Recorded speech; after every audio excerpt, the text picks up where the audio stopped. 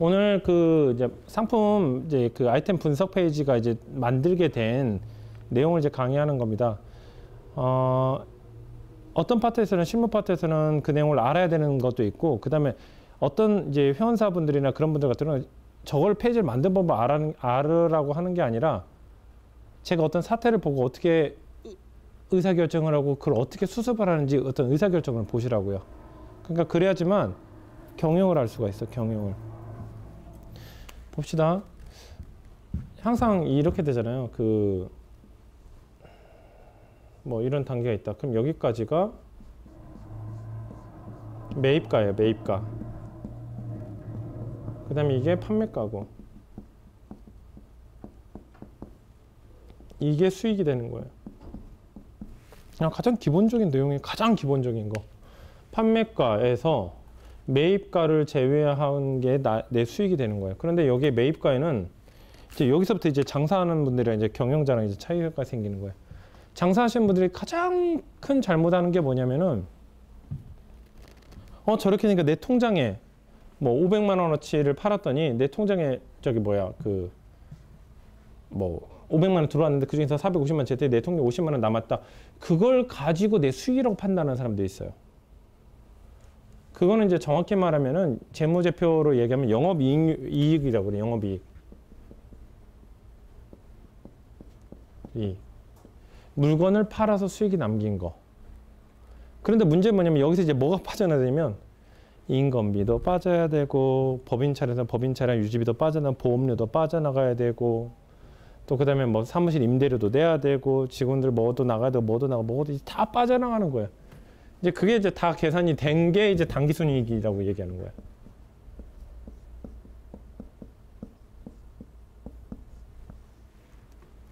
당기순이익이 제 대기업들 같은 경우 이런 얘기 하잖아요.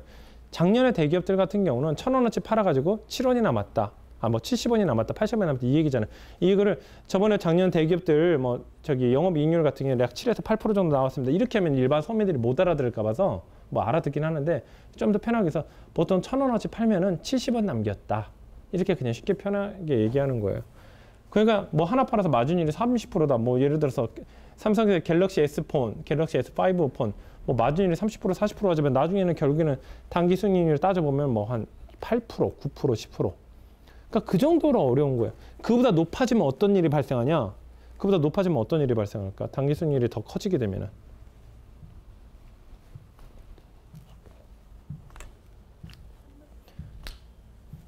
응?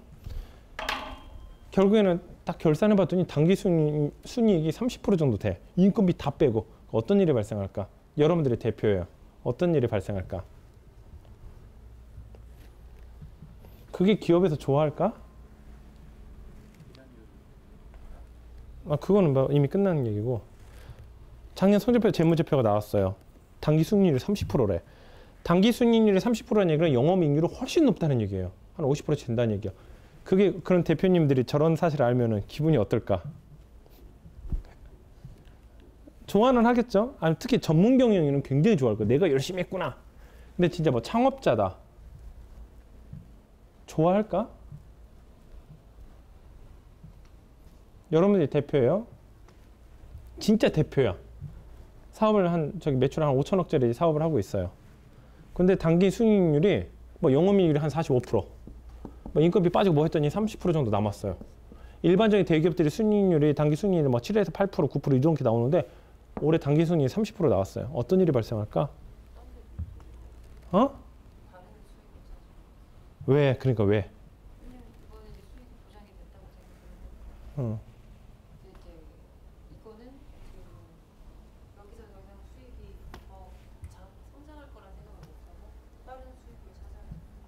그런 액션도 있겠지.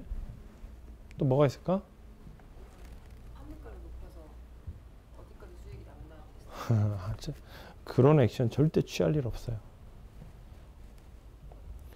기업 재무제표는요, 슬프게도 개인 사업자는 재무제표, 자신의 돈이 얼마 벌었다, 그게 공개가 안 돼. 근데 기업은, 주식회사로 시작하는 기업은요, 다 공개가 돼. 특히 주식시장 같은 경우는 더 쉽게 공개가 돼.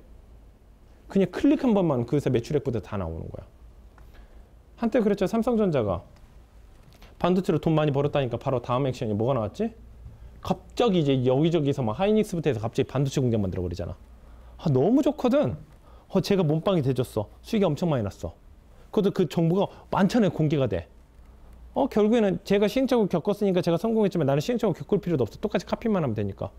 그 공장 하나 증설하는데 공장 하나 설립하는데 무슨 돈이 더 돈이 없어서 못 만드는 거지. 돈만 있으면 그거 세워줄 수 있는 회사들은 전 세계에서 입찰하면 한 100개 회사도 넘게 와요.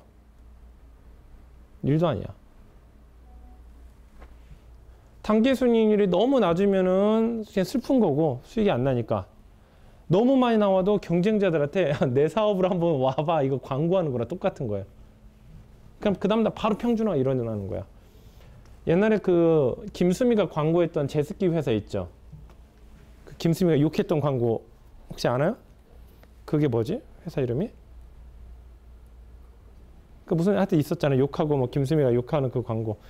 그 회사가 그 한 해만 제습기만 1,500원어치 팔았어요. 1,500억치를. 그러니까 흔히들 완전 울트라 대박이 난 거지. 그러니까 바로 다음 연도에 제습기가 보통 이제 시즌이 보통 5월 달에 6월 달부터 제습기가 판매가 되기 시작하는데 그 다음 연도에 바로 삼성전자나 LG전자가 2월 달부터 전면 승부를 띄운 거야. 그게 작년이었어요. 근데 문제가 뭐냐면 2013년도에는 장마가 굉장히 많이 해서 제습기가 엄청 많이 잘 팔렸는데 작년에 장마가 없었어. 다 죽었어요. 모두 다. 그 김세미가 광고했던 회사도 죽고 뭐 타격 안 받게 왜냐면 전년도에 돈을 많이 벌어놨으니까 삼성, LG 그 사업부는 완전 다 작살났어요. 그래서 제습기 요즘에 뭐 떠리로 준다는 얘기도 있더라고요. 뭐 20% 가격에 10% 가격에 왜냐면 겨울에 안 팔리니까. 그래서 이 단기순이익이라는 게 기업 입장에서는 타 산업이 우리 산업에 이렇게 들어올 어떤 동기 유인이 안 되게 적당하게 마진 나오는 게 가장 좋아요. 가장. 그래서 다시 이제 원점으로 돌아옵시다.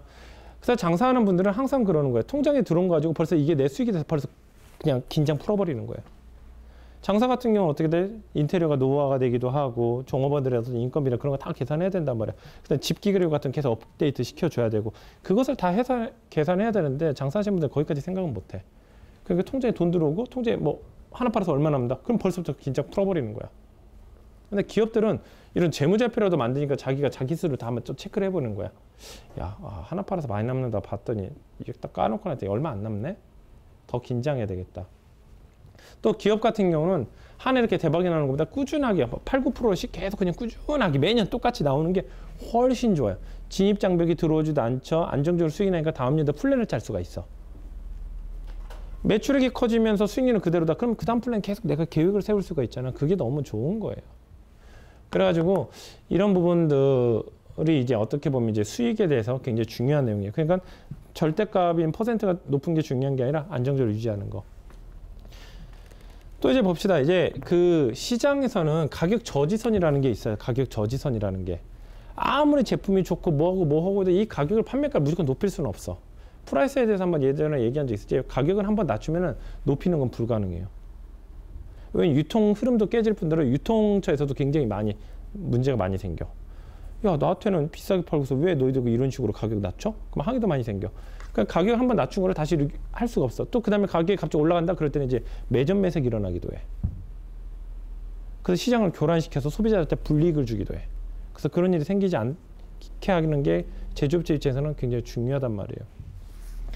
그런데 이제 이 위로 올라갈 때는 가격 저지선이고 회사는 항상 꿈꾸지. 이 수익이 안정적으로 커졌으면 좋겠다. 그러면 결국에는 이 매입가, 그러니까 이제 이 상품의 원가, 매입가라기보다는 좀 그렇고 원가를 낮추는 게 가장 중요해요. 원가를. 원가.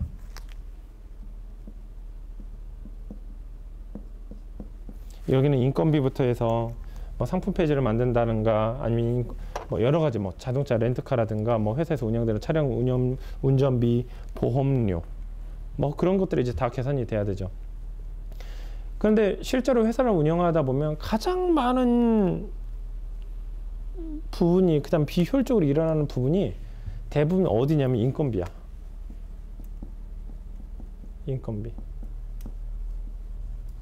인건비 부분이에요. 사람이 많냐 적냐, 사람이 많이 들어가면 인건비가 많이 나가는 거고 사람이 적으면 인건비가 적게 난다. 그런 건 또 개념이 틀려요.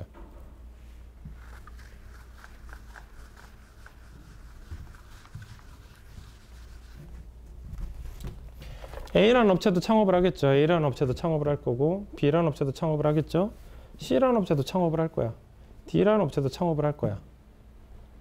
처음에는 똑같은 결과물을 내기 위해서는 어떤 업체는 10명이 들어가고 어떤 업체는 5명이 들어가고 어떤 업체는 6명이 들어가고 처음엔 그렇게 이제 천지 차이로 이렇게 스타트를 하죠. 근데 이게 어느 정도 4년차, 5년차가 들어가면은 저지선에 봉착하게 돼요.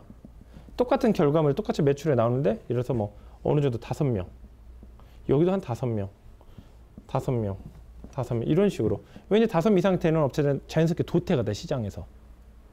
그러니까 어느 정도가 됐을 때 이 5명 시장에서 야, 이 정도 만드는 데는 몇 명이 투입이 돼야 돼. 뭐 이런 것들이 나오는 거예요. 예를 들어서 뭐 치킨집 운영한다. 어떤 사람은 치킨집이 똑같은 매출을 하는데 처음에 개업할 때는 그렇잖아요. 일단 몇 명이 매출을 나오죠. 그러니까 어떤 가게는 뭐 5명 직원 세팅하는 데도 있고 어떤 데서는 3명 세팅하는 데도 있고 어떤 사람은 부부가 운영하는 데도 있고 이렇게 돼 있잖아요. 근데 어느 정도 4, 5년 정도 되면 서로가 알아요. 이 정도 매출에는 어느 정도 인원이 되고 인원은 조금만 어떻게 하면 된다. 그러니까 처음에는 완전 이렇게 차이가 굉장히 크다가 어느 정도 성장기가 되면은 도태될 업체는 다 도태가 되고 나머지는 거의 다 원가가 거의 비슷해져요. 이 매입 원가도 이렇게 비슷해진다는 얘기야. 그런데 이제 현재가 해외 전재산거래 쪽이 이제 그쪽이에요. 이 정도 매출하면 어느 정도 이 정도 인풋이 들어가야 된다, 아웃풋이 들어가야 된다 이렇게 되는데 그게 이제 회사가 성장하면서 보통 2, 3년 차에 어떤 한계 봉착하는 단계 2단계예요. 2단계.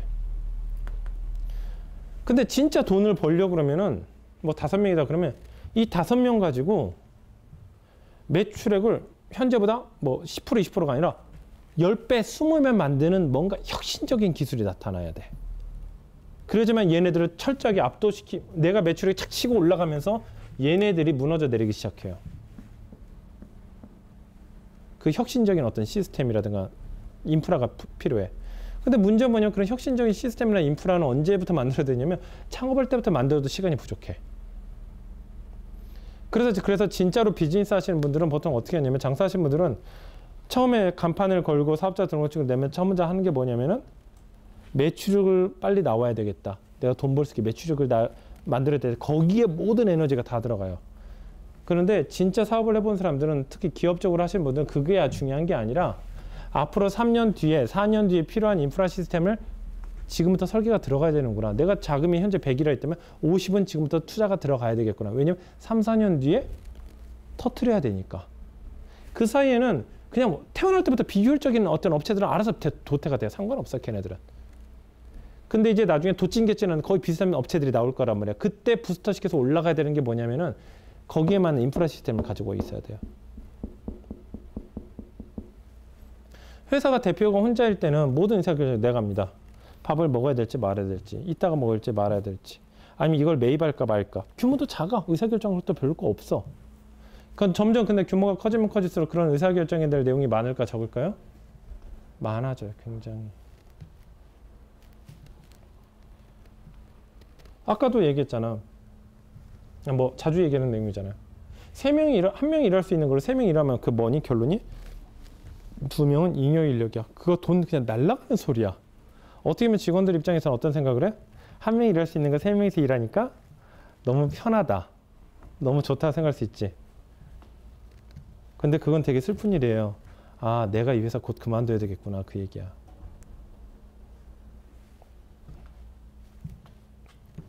그러다 보니까 그런 부분들 같은 경우는 항상 개선을 해야 돼. 개선을 하고 노력을 해야 돼.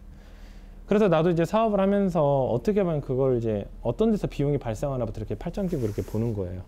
팔짱 끼고. 손이 빠르냐 안 빠르냐 별로 중요하지 않아요. 손 빠른 사람이랑 손이 늦은 사람이랑 아무리 해봤자 몇 프로밖에 차이 안 나. 솔직히. 내가 차이 나는 이건 엄청 많이 차이 난다면 최소 뭐 20배 차이 난다. 30배 차이 난다. 이거는 차이가 나는 걸 보는데 뭐 한 사람은 하루에 상품 페이지 만드는 게 50개고 어떤 사람은 80개다. 이건 차이가 안 나는 거야. 솔직히 말해서. 별 차이가 안 나는 거야. 내가 한 사람이 50개 정도 만드는데 한 사람이 한 500개 정도 만드는데 이건 엄청 차이 나는 거야. 그러니까 내가 차이라고 얘기하는 그 정도 생산성 정도. 그러니까 업무 어떤 그런 계량적인 어떤 그런 부분 같은 경우는 쉽게 생각할 수가 있어요. 당연히 쉽게 결정 내릴 수가 있어.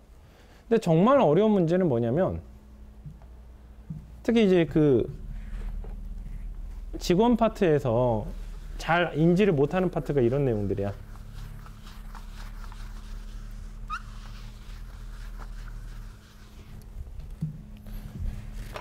A라는 의사결정을 내리기 위해서 3명이라는 인원이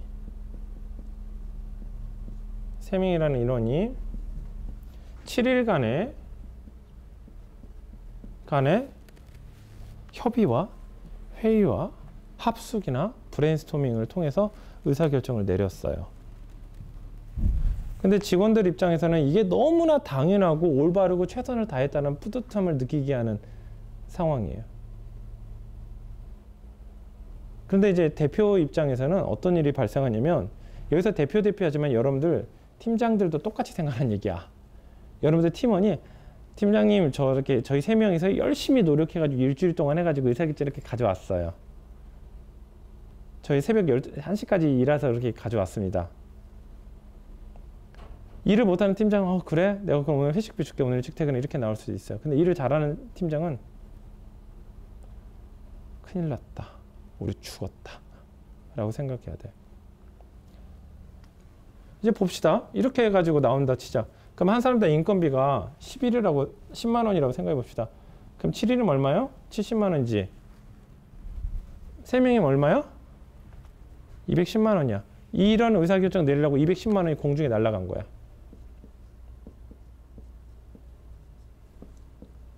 또 다른 B라는 의사결정을 내릴 때 이렇게 했던 어떤 그런 의사결정 시스템을 재활용해서 B라는 결정을 또 하니? 보통 또 안 그래. 또 5명이 또 투입이 돼서 7일간 또 해. 그러면 이제 50만 원 곱하기 350은 350 날아가는 거야. 통장의 지출이 입금이 됐다 안 됐다, 아니면 상품 페이지를 몇 개를 만들었다, 당일 알 수 있어. 그런데 이런 것들은 당일 알 수 있나? 어떻게 진행되고 있니? 협의해서 잘하고 있습니다. 협의점이 잘 도출되고 있습니다. 직원들이 이제 떳떳한 거야. 굉장히 떳떳하고 난 잘하고 있다. 프라이드에 이제 갇혀 있어. 근데 대표 입장에서는 어때? 근데 저게 이제 어떤 경영 시스템으로는 안 돼. 현재 상황에서 최선 다하고 있는데 그럴 땐 괜찮아. 근데 대표들 같은 경우는, 리더, 팀장들 같은 경우는 저렇게 하면 저거보다 쉽게 하는 방법이 있는데 라고 알고 있으면 이제 거기서부터 이제 돈 날아가는 소리처럼 들리는 거야. 이제 봅시다. 아까처럼 생산성의 차이가 엄청 크다. 그 엄청 크다라는 거는 뭐 10%, 20%, 30%, 40% 관심 없어. 그런 거. 아니, 팀장이나 리더가 더 생산성을 효율적으로 만들 수 있는 게 에너지를 쏟아야지. 겨우 30% 생산성 높이자고 팀장급들이, 리더급들이 움직여. 그거는 그럴 바에 그냥 먹을 거 사주면서 회식비 주면서 최선 다해봐. 화이팅! 그냥 격려해 주는 게 훨씬 나아. 팀장급들이나 리더급들이 해야 될 것은 뭐냐? 지금 하고 있는 것보다 생산성을 최소 5배, 6배, 10배, 20배, 30배 만드는 게 팀장급들이 해야 되는 일이야. 리더급들, 대표님들이 해야 되는 일이야. 그걸 할 수 있는 사람은 대표나 리더밖에 없어. 팀장이라 할지라도 팀장이 하는 행동이라든가 액션을 보고서도 이 사람이 정말 끝까지 커나갈 수 있겠구나 판단할 수도 있는 거야. 이제 한번 봅시다. 내가 뭔가를 만들었어요? A라는 의사결정을 내리는데 하루가 1일이 걸려. 10만 원 곱하기 1이라니까 10만 원이 드는 거지.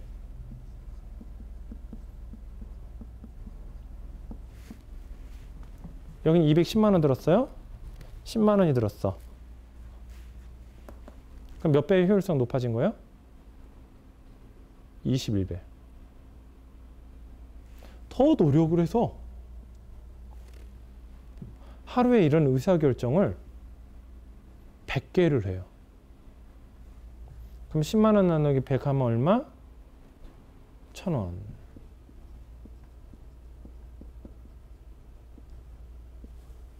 그럼 얼마? 생산성이 어마어마하게 커지네. 2100배? 2100배.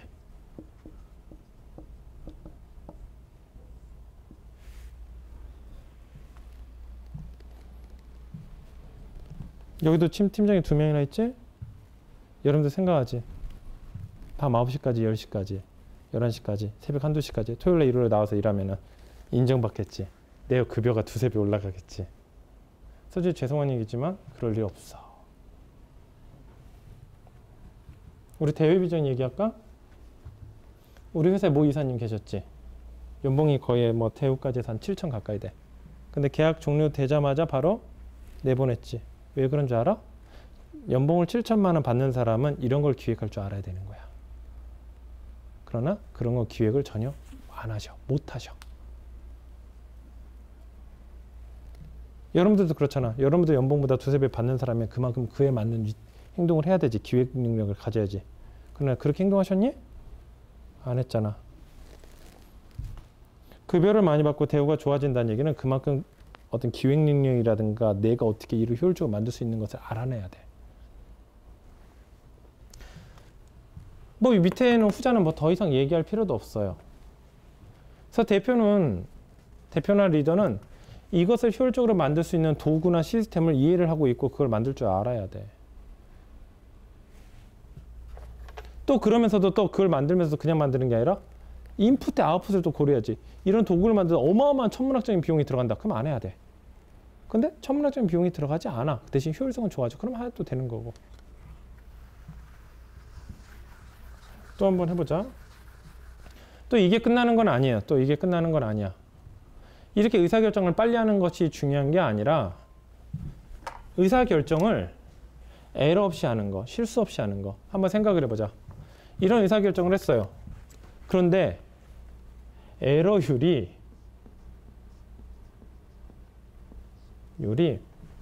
20%야. 잘못된 의사결정을 할 수 있는 확률이 20%야. 똑같이 7명이서 해. 근데 좀 더 시스템 메커니즘을 잘 만들어서 이걸 10%로 낮췄어. 5% 낮췄어. 1% 낮췄어. 그럼 1% 낮췄다는 얘기는 뭐야? 생산성이 몇 배로 올라간다는 얘기야? 20배로 올라간다는 얘기야, 이것도. 왜냐면 에러가 발생한다? 그건 뭐 하냐면 그것도 돈이 날아간다는 얘기야. 공중에. 회사가 점점 규모가 커지고 매출액이 커지면 그만큼 어떤 인력에 대한 어떤 인건비 부분이 굉장히 많이 나가요. 인건비 같은 경우는 인건비의 특징이 뭐냐면 엄청난 자원을 투자를 하고 엄청나게 했지만은 그 담당자가 퇴사를 해버리면 모두 다 다시 원점이 돼. 진짜로 원점이 돼. 얼마나 슬픈 얘기예요. 전산 시스템 돈 들여서 개발을 해. 그럼 그 개발자가 퇴사한다 해서 그 시스템이 없어지나? 다른 사람이 손을 못 대나? 그거는 아니에요. 근데 정말 그 직원의 개인의 역량에 어떤 그 촉이 좋은 사람들 있지. 펀드 매니저인데 뭐 메커니즘을 하는 게 아니라 뭐 다트던지 딱 던지는 순간 대박인 거야. 그런 사람은 회사에서 순간은 좋아해. 그렇지만 그 사람은 안 되는 거야. 왜냐면 그 조직의 발전에 도움이 될까 안 될까?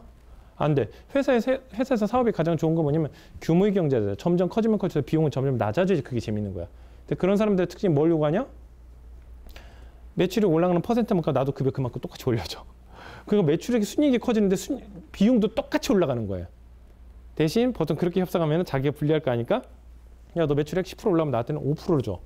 이렇게 하겠지. 그렇지만 조직 내에서는 그 사람에 대한 대안을 계속 찾으려고 하겠지. 왜냐면 그건 사업이 아니니까, 장사니까. 그건 개인 사업자야. 그런 회사는. 그래가지고 지금 이제 이런 내용들이 이제 핵심을 딱 두 가지예요. 핵심이 두 가지. 하나는 그럼 내가 생산성을 그러니까 팀장들한테 항상 요구하는 게 그거야. 내가 팀장한테 원하는 것은 두 가지야. 두 가지. 누가 에러를 낮출 수 있을까? 조용대리야. 내가 항상 지수값에 대해서 물어보지. 지수화 시키려고 그러지. 왜 그래?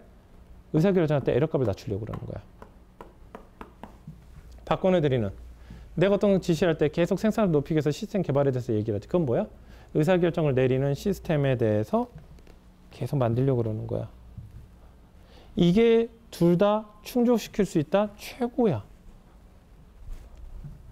근데 저런 걸 만드는 사람은 일단 첫 시작과 끝은 누가 들어가냐면 결국엔 사람이야. 어디서 에러를 줄일 수 있을까? 어디서 의사결정 시스템을 단순화시킬 수 있을까? 그 고민을 하는 거는 리더여야 된다고. 내가 예를 들어서 뭐 A라는 직원인데 그 A라는 직원이 그렇게 행동을 해. 결국엔 의사결정에서 비용이 엄청나게 발생하니까 그 의사결정에 대해서 얼마나 신속하게 의사결정을 내릴 수 있는지 또 한편으로 얼마나 그 에러를 낮출 수 있는지가 이쪽 제가 맡고 있는 이 업무의 핵심입니다. 나한테 이렇게 얘기를 해. 나는 어떤 것도 교육한 적이 없는데. 그럼 바로 얘기해. 그건 고민도 안 해. 그럼 야, 너 언제 연봉계약서 썼지?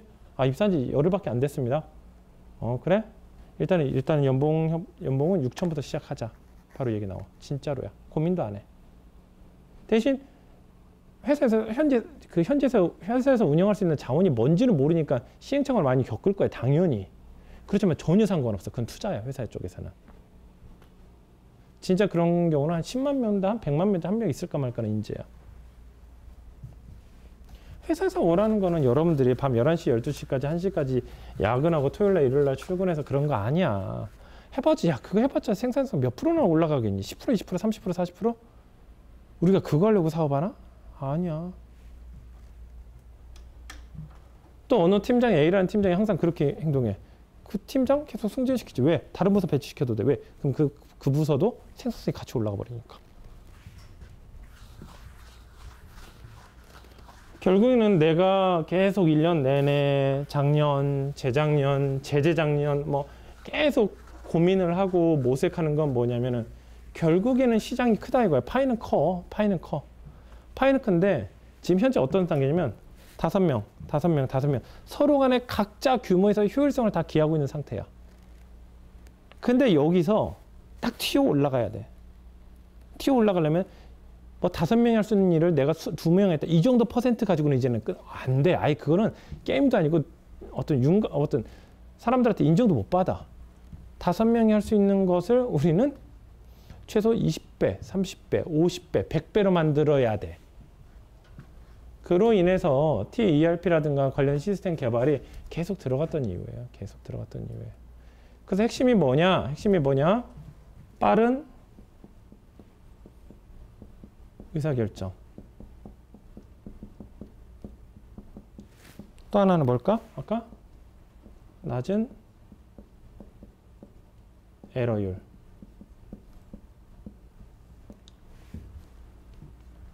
이거를 만드는 게 가장 급선무라고 판단을 했었어요.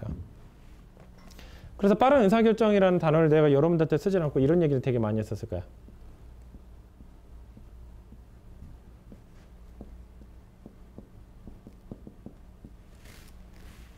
needs to solution. 니즈가 발생하면 솔루션까지 나오는 시간을 최단시간을 만들어야 된다.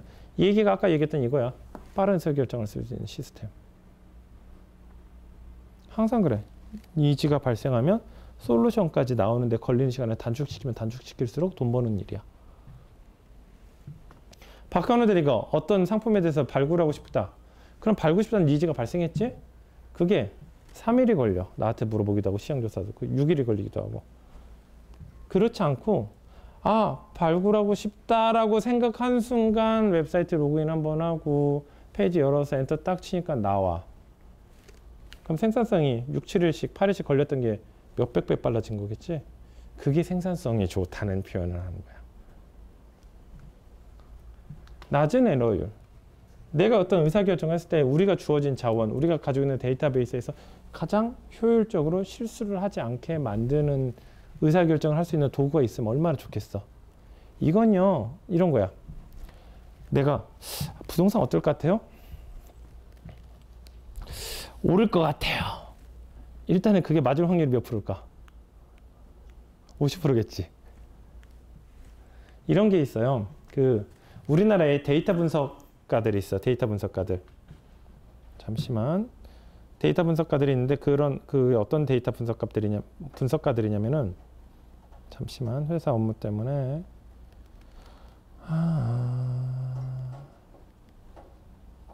오프라인에서 상권 분석하는 분들이 계세요. 상권 분석하는 분들이 계시는데 데이터 오차율 뭐 이 정도면 예상 유동인구 얼마 되고 매출 어느 정도 나올겠다 하는데 그렇게 딱 집계해주는 그런 분석가들이 있어. 그게 보통 오차율 3% 정도 내외로 들어가면은 연봉이 한 5억에서 20억 정도 돼. 진짜로 있어. 얘 명동이네요. 이 정도 상권이면 이 정도 규모에서 인테리어 비용 얼마 들어갈 거고 상품 어떤 상품이죠? 그럼 좀 기다리세요. 한 몇 개월을 좀 조사 좀 하겠지. 하면요 매출액이 어느 정도 범위까지 들어갈 거고요. 뭐 인력이 돌아가는 시스템 어떤 시스템을 적용됐을 때 이렇게 될 겁니다. 그러면 거의 플러스 마이너스 3% 정도 된다. 그럼 한 15억 정도 연봉 돼. 그럼 한 달에 그런 그런 업체 한 2개 정도 처리할 수 있다. 그럼 한 번 그러는 사람한테 컨설팅 요청하려면 한 2억 정도는 줘야 되겠지. 그 법인에도 뭐 수수료 뭐 줘야 되니까. 생각해 보자. 여러분이 가지고 있는 돈이 한 100억 정도 돼. 근데 100억 정도 투자를 해야 되는데 그 사람한테 2억 달래. 그 사람 2억 달래. 하겠니 안 하겠니? 100% 해. 와, 1초도 고민 안 해.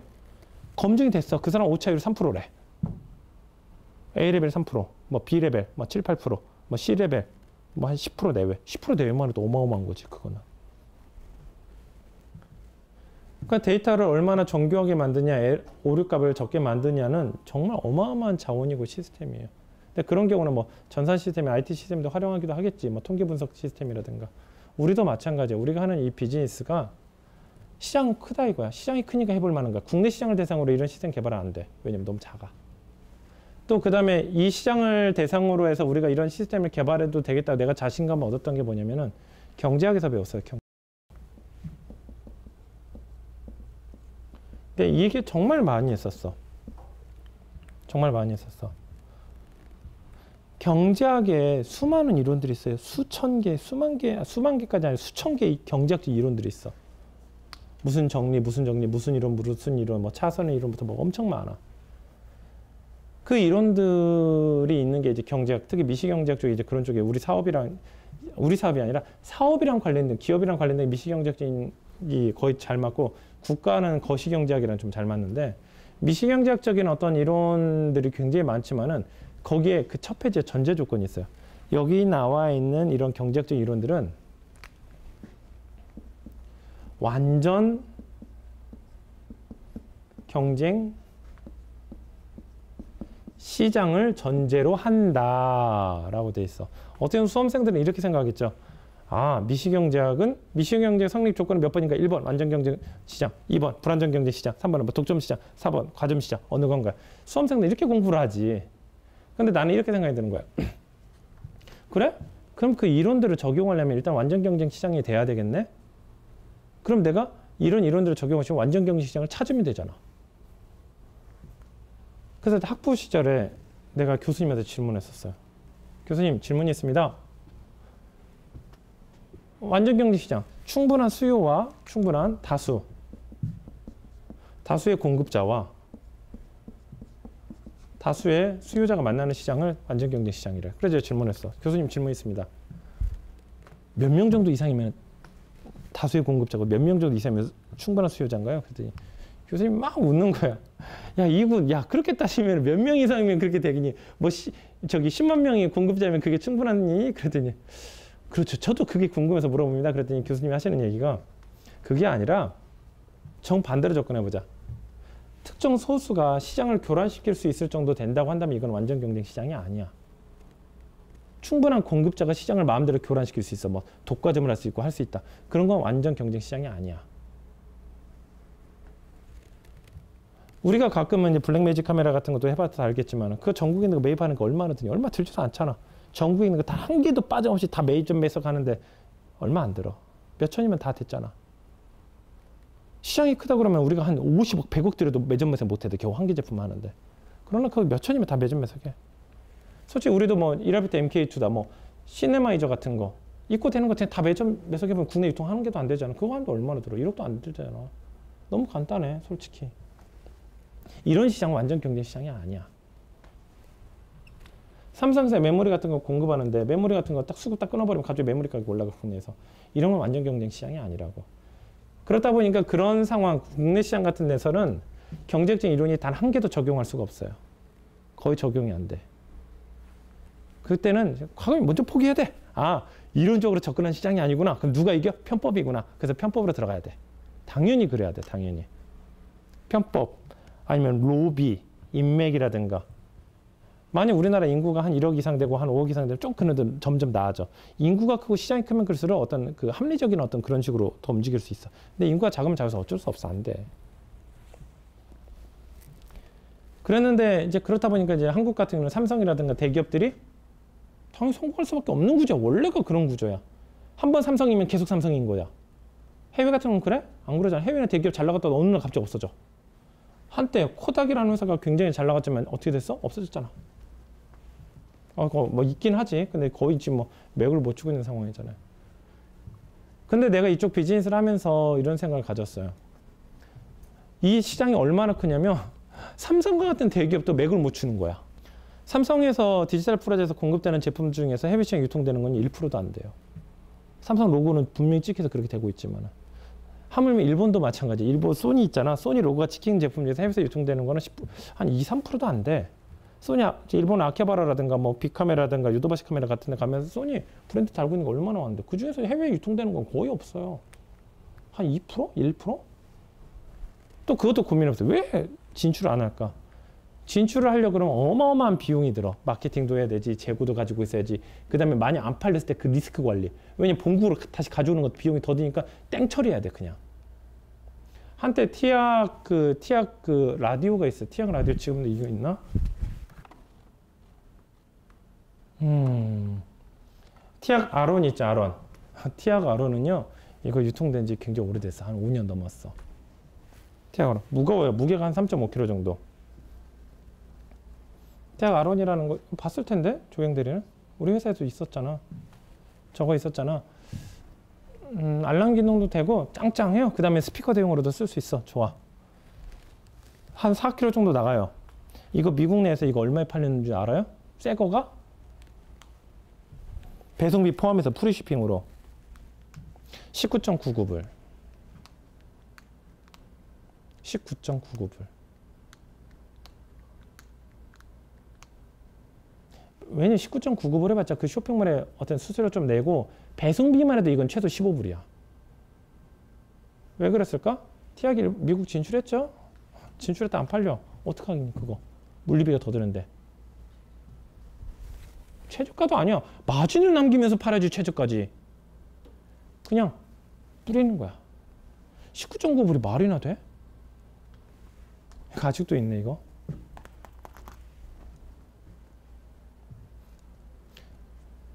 이런 사례들 때문에 쉽게 아무리 잘 팔린다 하더라도 할 수 없어. 삼성 같은 거 한번 볼까? 삼성 S5 핸드폰이 아무리 잘 나간다 하더라도 동시에 출시하니? 전 세계? 절대 못해.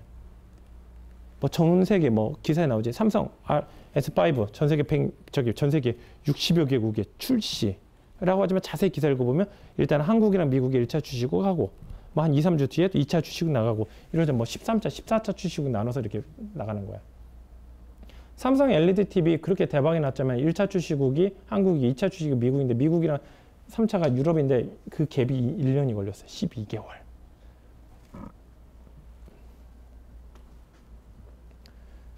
아무리 애플이 잘 나가고 완전 수요자가 완전 소비자들이 완전 100% 개런티 돼 있다는 그런 상품조차도 전 세계 동시 출시인가요? 아니잖아. 나눠서 출시하잖아. 그래서 그런 걸 보면 이제 계속 보는 거예요. 이런 R1이라든가 수많은 상품들. 삼성 LED TV가 출시되는 어떤 그런 프로세스들. 정말 누구나 알만한 이건 대박인 제품인조차도 대기업들도 그렇게 막 시장을 겨우겨우 허덕이면서 공급하는 거야. 그러면서 또 굉장히 안 팔릴지 모른다는 공포감을 가지면서. S5 어떻게 보면 한국에서는 최고고 전 세계 최고라지만 시넥 같은 이제 상품 리뷰 사이트 같은 데서 야 이번 S5 쓰레기다 딱 글 하나 뜨면 바로 주가가 폭락해. 판매량이 바로 감소해버리고. 자기 혼자서 시장을 가지고 놀 수 없어. 근데 우리나라는 어때? 소비자야 공이야. 우리나라 테스트 마켓으로 팔아보는 거야. 그래서 성공했다 그러면 해외에다 판매해. 그 정도로 해서 삼성이나 대기업이 마음대로 가지고 놀 수 있어. 원래는 안 좋은 제품 팔려야 돼 안 팔려야 돼? 안 팔려야 되는 거야. 그러나 판매되잖아. 삼성 노트북이 한 10년차 15년차 정도 됐을 때 해외 리뷰 사이트에서 삼성 노트북의 평가가 어떻게 되냐면 노트북의 핵심은 열을 적게 받는 게 핵심이에요. 그러니까 이 환기구가 그 열 처리 시스템이 굉장히 중요해. 열을 빨리빨리 방출해야지만 CPU가 열을 안 받으니까. 근데 그때 평이 이랬었어.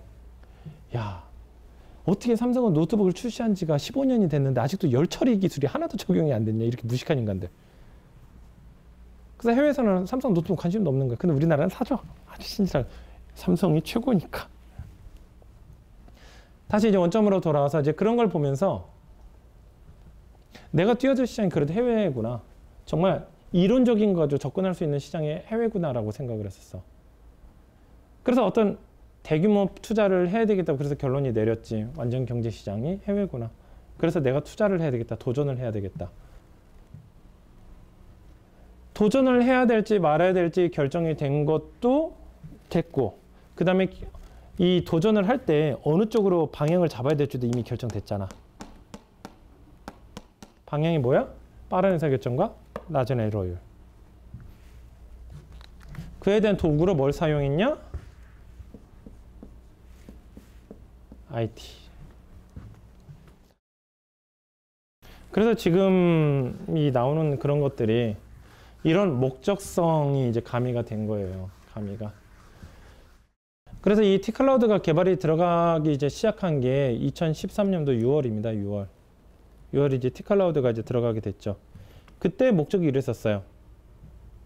돈 많이 벌고 싶다. 결론이 돈 많이 벌고 싶다. 회사 키우고 싶다. 그렇게 된다면 우리가 두 가지를 해결해야 된다. 에러율, 낮은 에러율. 에러의 가장 큰 핵심이 뭐냐면 사람이더라고요. 저보고 그래요. 어떤 제품이 잘 팔릴 것 같아요? 딱 얘기하면 틀린 확률도 나도 많은 거야.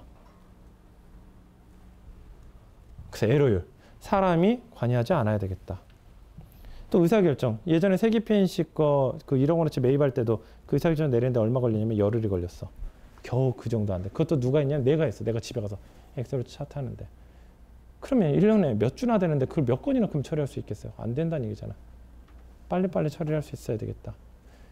그러면 이제 그러면서 우리가 이제 비즈니스를 하면서 결국엔 통계 분석이 돼야 되겠구나. 통계 분석.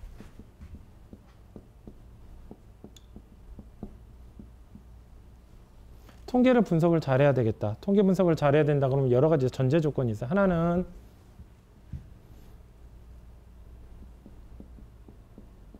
데이터에 대한 신뢰도. 데이터가 신뢰도가 없는 데이터야. 그 데이터를 가지고 의사결정을 내리면 틀릴까 맞을까? 당연히 100% 틀리지. 100% 틀려. 100%.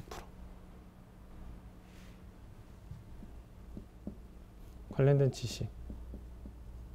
관련된 지식.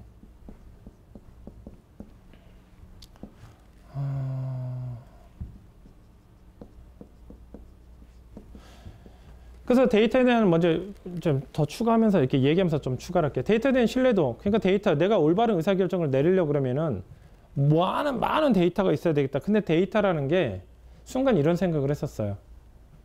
아이코다 회사 제품만 해도 벌써 상품 데이터베이스가 뭐 3만 개, 5만 개야. 세기 PNC 데이터만 해도 한 10,000개 가까이 돼요. 이게 난 데이터라고 순간 판단했었어요. 순간 데이터. 근데 해보니까 데이터가 아닌 거야. 왜 데이터가 아닐까? 박관호 대리야? 왜 공급처에서 준 원가표가 왜 데이터가 안 될까?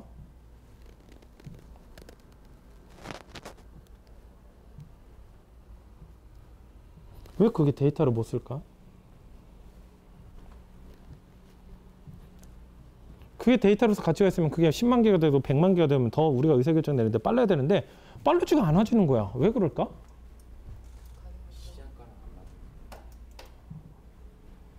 좀 더 핵심으로 또 근접해야 되는데 왜 그 데이터가 의미가 없는 데이터일까? 그거는 그래 가격이 동일하다 쳐도 왜 그럴까? 도매 공급처에서는 가격을 웬만해서 잘 안 바꾸죠. 근데 왜 그게 믿을 만한 데이터가 아닐까? 바꿔서 얘기해 볼게. 내가 우리 회사 원가표가 100만 개짜리가 있다 해서 박관호 대리가 다음 날부터 돈 벌 수 있어? 왜 못 벌어? 왜 못 벌까? 상품 배치 다 있어. 근데 왜 다음 날부터 왜 돈 못 벌까?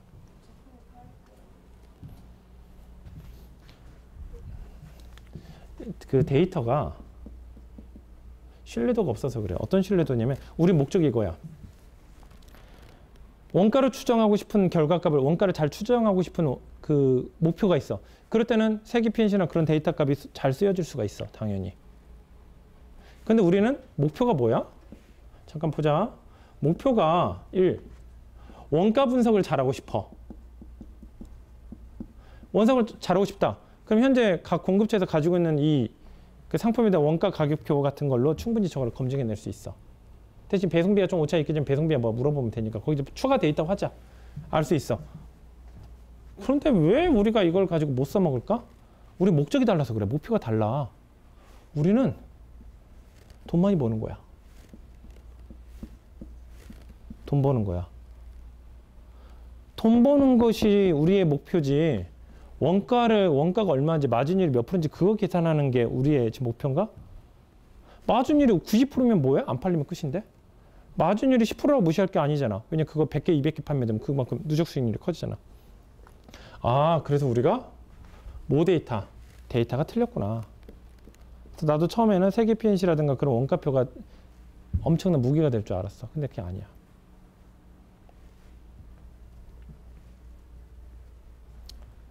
그래서 다시 초점을 잡은 거야. 실제 데이터는 뭘까? 말 그대로 원가표에 있는 데이터가 아니라 실제로 판매된 상품이 데이터야. 핵심 정보야. 세계 PNC 원가표 8,000개가 있어요. 그중에 잘 팔리는지 안 팔릴지 누가 알아? 아무도 몰라. 세계도 몰라. 우리도 몰라. 근데 실제로 돌려봤더니 뭐가 잘 팔리는지 1위부터 8,000위까지 다 잡을 수 있어. 그건 최고급 정보야. 어느 게 잘 팔리는지 정확히. 거기다 이제 원가표까지 들어가면 수익률이 어느 게 수익금이 더 같은 돈을 돌렸을 때 가장 돈을 많이 벌 수 있는지 알 수 있어.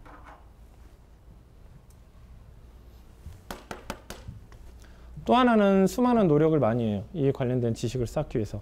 공부도 하겠죠. 그래서 우리가 어떤 이런 관련된 지식 중에서 가장 이제 관심이 있어 하는 부분이 뭐냐면은 대수의 법칙이라는 것도 있어요. 즉 아니면은 집단지성.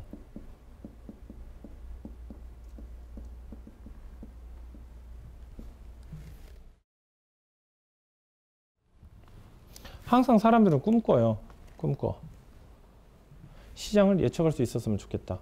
시장을 내가 딱 집어냈으면 좋겠다. 이거 판매될 확률 51%, 판매되지 않을 확률 37%, 딱 이렇게 짓게 하면 좋겠다. 근데 너 어떻게 그게 가능해?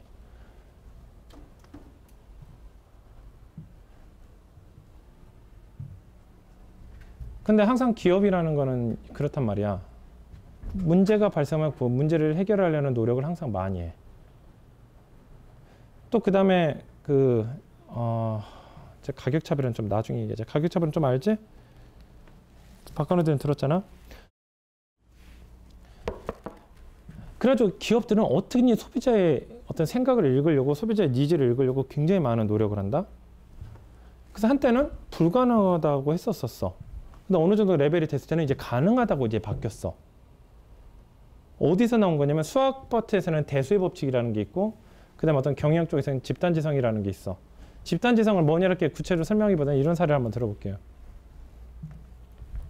일반적으로 이런 제품 해볼까? 이런 핸드폰이 있어요. 이런 핸드폰이 있는데 이 핸드폰의 무게를 아는 방법은 굉장히 간단해. 저울에서 재면 돼. 그런데 시장의 어떤 수요라든가 패턴 값을 저울로 잴 수 있니? 그런 저울이 있어? 있어 없어? 없잖아. 그걸 해결하는 방법이 있어요. 해결하는 방법이. 그냥 에라 모르겠다. 우리 양으로 승부하자. 그게 빅데이터야. 양으로 승부하자. 야 그냥 엄청 양 많잖아. 수천만 수억 개 데이터 있잖아. 우리 그거 가지고 한번 해보자. 그걸 이제 가공하는 그런 식으로 이제 그런 식으로 그냥 하나하나 세보는 거야. 그게 이제 빅데이터인데 전 세계에서 빅데이터를 제대로 구현할 수 있는 회사는 4개밖에 없어요. 현재는요. 아마존, IBM, 구글, 하나 또 뭐 있더라? 하나, 아니야. 걔네는 아직 그런 기준. 알리바바는요, 절대 투자하면 돼. 걔네 얼마 못 가서 망해. 알바 그 시스템 가지고는 성공 못 해. 절대로. 그건 나중에 설명해 줄게. 뭐 세 가지, 네 가지인데? 하나 있는데? IBM, 애플. IBM, 애플, 아마존, 구글. 진짜로 빅데이터를 소화할 수 있을 정도의 그 시스템을 가지고 있고 규모를 가지고 있는 회사는 4개밖에 없어요. 우리나라에서 뭐 빅데이터 진짜 1%도 이해 못하는 사람들이 하는 얘기예요. 빅데이터 좋지만 빅데이터식으로 접근하면 너무 돈이 많이 드는 거야, 솔직히. 왜 돈이 많이 나오냐면 무의미한 데이터에서 좋은 데이터를 추출하는 게 너무 힘들어. 그래서 내가 보기에는 빅데이터 하나만으로는 성공하기는 힘들어요. 근데 그 중에서 이제 빅데이터를 잘 처리하는 회사 중에서 가장 최고봉은 이제 구글이지. 구글은 이제 뭐가 적용이 되냐면 대수의 법칙, 집단지성이 적용이 되는 거야. 아까처럼 이 핸드폰이라고 치자. 이거는 이제 중량으로 생각하는 게 아니라 내가 이 데이터 값을 알고 싶어. 그래서 이런 테스트를 해봤어요. 실제로 이제 다른 분야에서 시작된 거야. 이거를 박근혜한테 들어보라고 하는 거야. 박근혜 이거 몇 그램 거니? 그럼 박근혜한테 적는 거야. 당연히 실제가 500g인데 박근혜한테 500g을 정확히 쓸 일이 있어 없어? 없어. 틀려. 오차가 컸어. 10명한테 테스트를 했더니 오차가 좀 더 줄어들어. 100명한테 했더니 더 줄어들어. 실제로 어떤 대학에서 5,000명한테 그렇게 테스트 해봤더니 진짜 실제 무게랑 5g밖에 차이 안 나더래.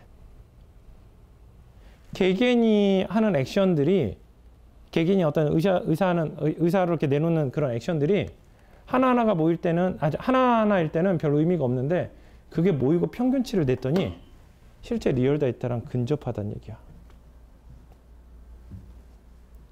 그래서 해외 전자상거래 시장에 대해서 우리가 예측을 할 수 있겠다라는 희망을 조금 갖게 돼. 자신감을. 근데 더 스킬이 더 좋아진다 그러면 어떤 게 좋을까처럼 5,000명까지 가지 않고 500명 가지고 추출해내면 얼마나 좋을까? 50명 가지고 추출해내면 얼마나 좋을까? 아니면 한국에서 발송되는 이런 작은 물량을 가지고 전 세계 전자상거래 어떤 패턴값이라든가 이걸 분석하면 얼마나 좋을까? 꿈을 꾸게 돼. 그래가지고 아직은 부족하긴 했는데 특허도 내놓은 게 있어요. 근데 별거 아니야. 이거는 특허를 해서 우리가 뭐 특허 소유권을 주장하는 것보다는 시도를 해봤어. 아직도 출원 중이야. 집단지성을 통한 전자상거래 시장의 분석 방법에 대해서. 지금 한 1년 6개월 됐어요. 원래 이건 BM 특허라서 오래 걸려. 그 다음에 12월 31일 날 의견 좀 더 제시 좀 해달라서 의견서 또 올려놨고.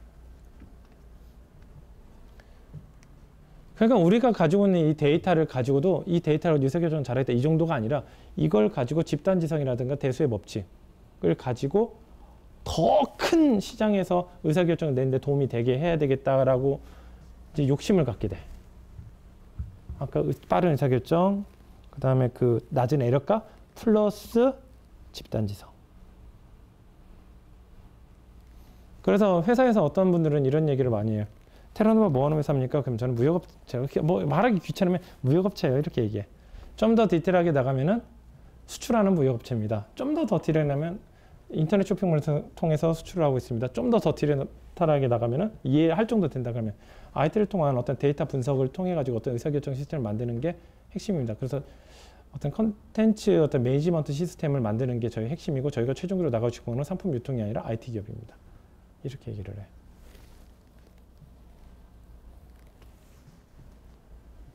여러분들 신용등급 같은 거 관리하려고 하면 1년에 29,900원, 19,900원 내고 신용조회도 해보잖아요. 결국엔 걔네가 뭘 하겠어요. 수많은 신용 데이터를 가지고 그 정보 싸움하는 거야. 근데 정보 싸움하고 정보 따먹게 하고 정보 요금 받는 거 얼마나 좋은 줄 알아요? 정보는 쌓는 게 힘든 거지 가지고 있는 거는 돈도 안 들어. 이거는 거의 제로야. 그 다음에 수많은 정보를 데이터베이스를 가지고 있는 건요. 경쟁업체가 1조가 있든 5조가 있든 10조가 있든 그걸 카피를 못해. 해킹을 하는 거밖에. 근데 해킹도 안 되지. 왜냐면 해킹한다 하더라도 쌓여진 자료는 가져올 수 있어도 앞으로 쌓여질 자료에 대해서 알고리즘 못 가져오잖아. 그래서 그런 생각을 갖게 됐었어요. 그래가지고 다시 좀 이제 중간 정리 한번 한다고 그러면은 이런 강의를 왜 유튜브 오픈 강의로 해놓니? 이런 건 다 비공개지. 그치? 이런 것도 오픈 강의하면 회사 인지도는 올라가겠지. 그렇지만은 사람들이 이해를 못할 텐데. 이해 못하는 얘기는 아예 안 하는 게 나아. 그래서 지금 우리가 이제 기본적으로 가져가고 싶은 게 경영적인 접근 방법이죠. 빠른 의사결정. 그 다음에 그 낮은 에러율. 근데 결국에 가져가고 싶은 거는 집단지성이야. 집단지성을 통한 시장 예측 방법. 이런 거야. 그래서 이런 꿈을 꾸고 시작을 하게 됩니다. 시작을 하게 됐는데 데이터라는 것에 대해서 어떤 특징을 이제 고민을 하게 돼요. 데이터하는 특징이 뭘까? 데이터는 뭘까? 데이터를 가지고 의사결정을 바로바로 할 수 있을 줄 알았는데 어림도 없는 소리더라고요. 어림도 없는 소리. 어림도 없어. 아까처럼 세기 PNC 원가표를 가지고 있다 해서 우리가 의사결정할 때 도움이 되지 않는 거랑 똑같은 얘기야. 데이터에서 여기를 거치고 의사결정을 해.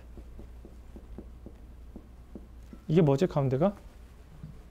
뭐? 분석? 분석은 메커니즘이고 단계를 거쳐야 되는 게 저게 어떻게 보면 이제 감자야.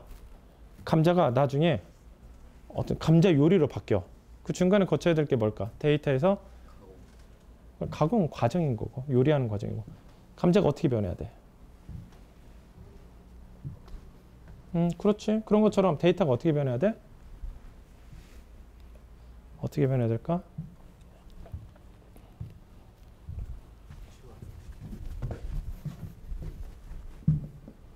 인포메이션으로 바꿔야 돼.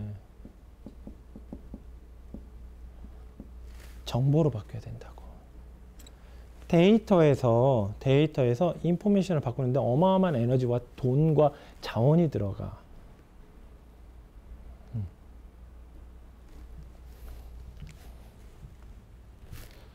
저번에도 얘기했지, 박건우 대리야. 내가 어떤 짓을 했었니? A라는 제품이 SCL 뭐 있지? 535라는 어떤 모델이 베스토퍼가 많이 들어오는 걸 보고 야 이거 분석해보자. 베스토퍼가 그렇게 들어오는 것은 데이터예요. 그냥 데이터.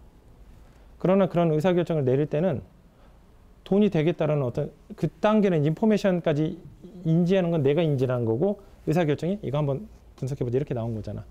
근데 이거는 너무 오프라인적이고 그냥 이렇게 그냥 우연 중에 나온 거고 수많은 데이터들이 직간접적인 원가표도 데이터가 될 수가 있지만은 그럼 베스토퍼가 들어오는 거, 고객들이 질문하는 거, 어떤 패턴 값들. 어떤 A라는 사장님은 어느 정도 판매량이 되다 보니까 페이팔에서 블락이 안 된다. 어떤 사람이 갑자기 올렸더니 페이팔에서 리미테이션이 걸렸다. 이거 다 데이터야. 근데 그거에 대해서 도출할 수 있는 어떤 로직, 공식은 인포메이션이야.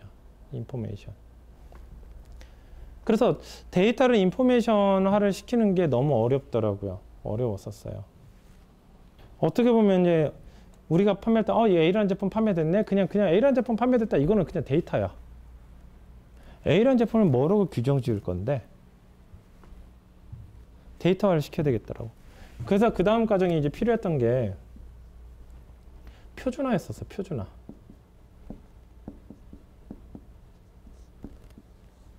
표준화. A라는 제품과 B라는 제품은요. A라는 제품은요. 까만 책상이고요. B라는 제품은요. 어두운 색깔의 책상이에요. 이게 구분이 되니? 안 돼. 전혀 안 돼. 그래서 거기서부터 이제 쪼개야 되는 거야. 예를 들어서 뭐 그 A라는 의자가 있는 거 B라는 의자 있으면 거기서 그러는 거야. 뭐 지금 한번 얘기를 해볼까? 이런 의자가 있고 내 대표이사실에 있는 내 의자랑 구분을 지을 때 어떻게 만들겠냐고. 먼저 봅시다. 차근차근 이게 구분을 지을 거야. 내 대표이사실에 있는 내 의자와 여기 이제 강의용 의자가 이게 있어요. 이건 어차피 다 이해했으니까 지워도 될 거고. 이거 강의는 지금 몇 차례 나눠서 강의를 해야 될 거야. 오늘 하루 만에 다 끝나는 거 아니야. 그럼 이 의자만 가지고도 얘기를 해야 된다고. 먼저 바퀴가 있냐 없냐. 바퀴, 색상, 가격, 재질, 뭐 무게, 부피, 뭐 그 다음에 그 저기 뭐야 그 천의 재질, 천의 재질, 그 다음에 모양. 밑도 끝도 없어요. 바퀴가 2cm짜리인지 3cm짜리인지, 바퀴의 어떤 재질은 폴리스티렌인지 어떤 플라스틱인지 어떤 재질인지, 그 다음에 높낮이를 조절할 수 있는지 없는지, 이걸 의미를 대면은 이거 밑도 끝도 없어요. 한 뭐 500개도 넘을 거야.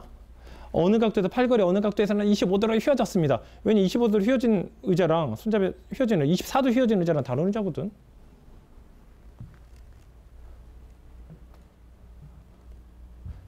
그래서 약 한 1년 6개월이라는 시간 동안 바퀴가 있는 게 없는 게 구분 짓는 게 우리가 의사결정 낼 때가 도움이 될까? 도움이 되겠다. 진짜. 색상이 도움이 될까? 도움이 되겠다. 근데 색상이 검정색, 어두운 색, 흑색 다 같은 말이니까 이것도 표준화시켜야 됐다. 그럼 색깔별 다 나누고 했는데 또 어떤 측면에서는 재질 같은 경우 이렇게 되는데 어떤 측면에서 팔의 각도의 높이가 24도, 23도다. 근데 솔직히 우리가 의사결정 내릴 때 24도와 3도는 별 의미는 또 없어. 그럴 때는 아 이거는 표준화시킬 필요는 없겠구나. 또 이거 빼고 넣어야 되겠구나. 빼야 되겠구나. 넣어야 되겠구나. 이 과정을 하면서 또 넣어야 되는 그 테이블을 또 만들어야 되고 그 과정을 지금까지 계속 해왔던 거예요. 계속. 윤곽이 왜냐면 이걸 안 고치면은 데이터를 인포메이션화를 시킬 수가 없거든. 절대로. 근데 그 과정이 거의 다 끝났어요. 거의 다. 더 추가될지는 모르겠지. 그렇지만 우리가 의사결정하는 시스템, 어떤 시스템을 만드는 데는 별로 어려움이 없다라는 게 이제 결론이에요. 그래서 그런 이제 의사결정 시스템을 이제 만들어야 되겠는데, 먼저 의사결정 시스템은 수많은 의사결정이 있어요. 어떤 A라는 부서에 요청하는 거지.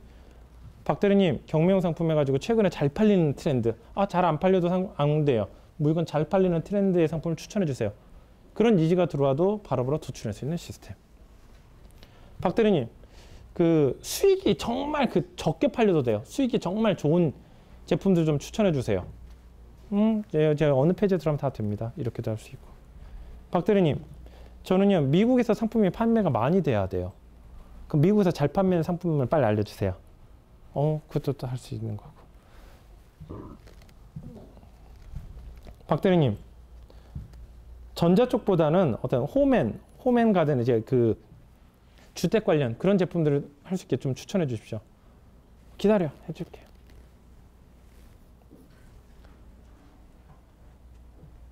수익률이 높은 제품을 해주세요. 추천. 수익금이 높은 제품을 추천해 주세요.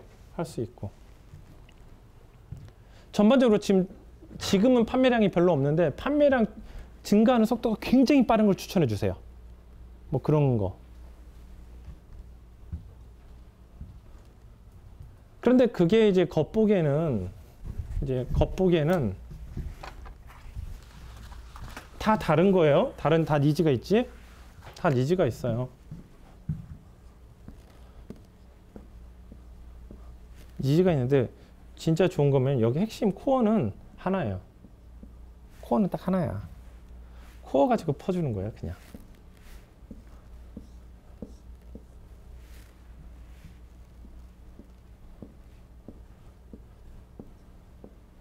내가 여기다가 하나를 더 추가하는데 코어를 새로 만드는 게 아니라 기존에 있는 코어에서 활용만 하면 돼요. 그러니까 얘는 만드는 게 쉬울까 안 쉬울까? 굉장히 쉬워요. 굉장히 쉬워요. 굉장히. 그래서 현재 단계로 회사 단계로 얘기하면은 현재 이런 페이지 하나 만드는데 얼마가 걸리냐면요. 일단은 현재 셀즈 운영팀에서 저기 판매 현황 업로드하는 거 있잖아. 그거 오늘이나 내일이면 끝난다고 하지? 실제로는 지금 3일밖에 안 걸린 거예요. 그거 하나 만드는데 3일 걸렸어.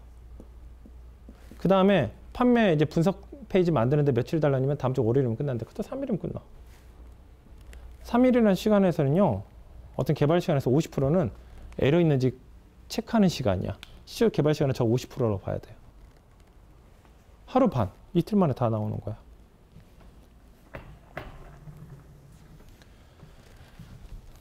그래서 지금 현재 이 분석 시스템이 만들어지는 게 지금 이제 이거죠. 봅시다. 첫 분석 시스템인데 앞으로 이런 분석 시스템이 훨씬 많아질 거예요. 이런 거예요. 어떤 상품이 잘 팔릴까? 어떤 상품을 내가 쉽게 골라낼 수 있을까? 어떤 기초안이 되는 상품들이에요. 지금 이걸 자세히 보면은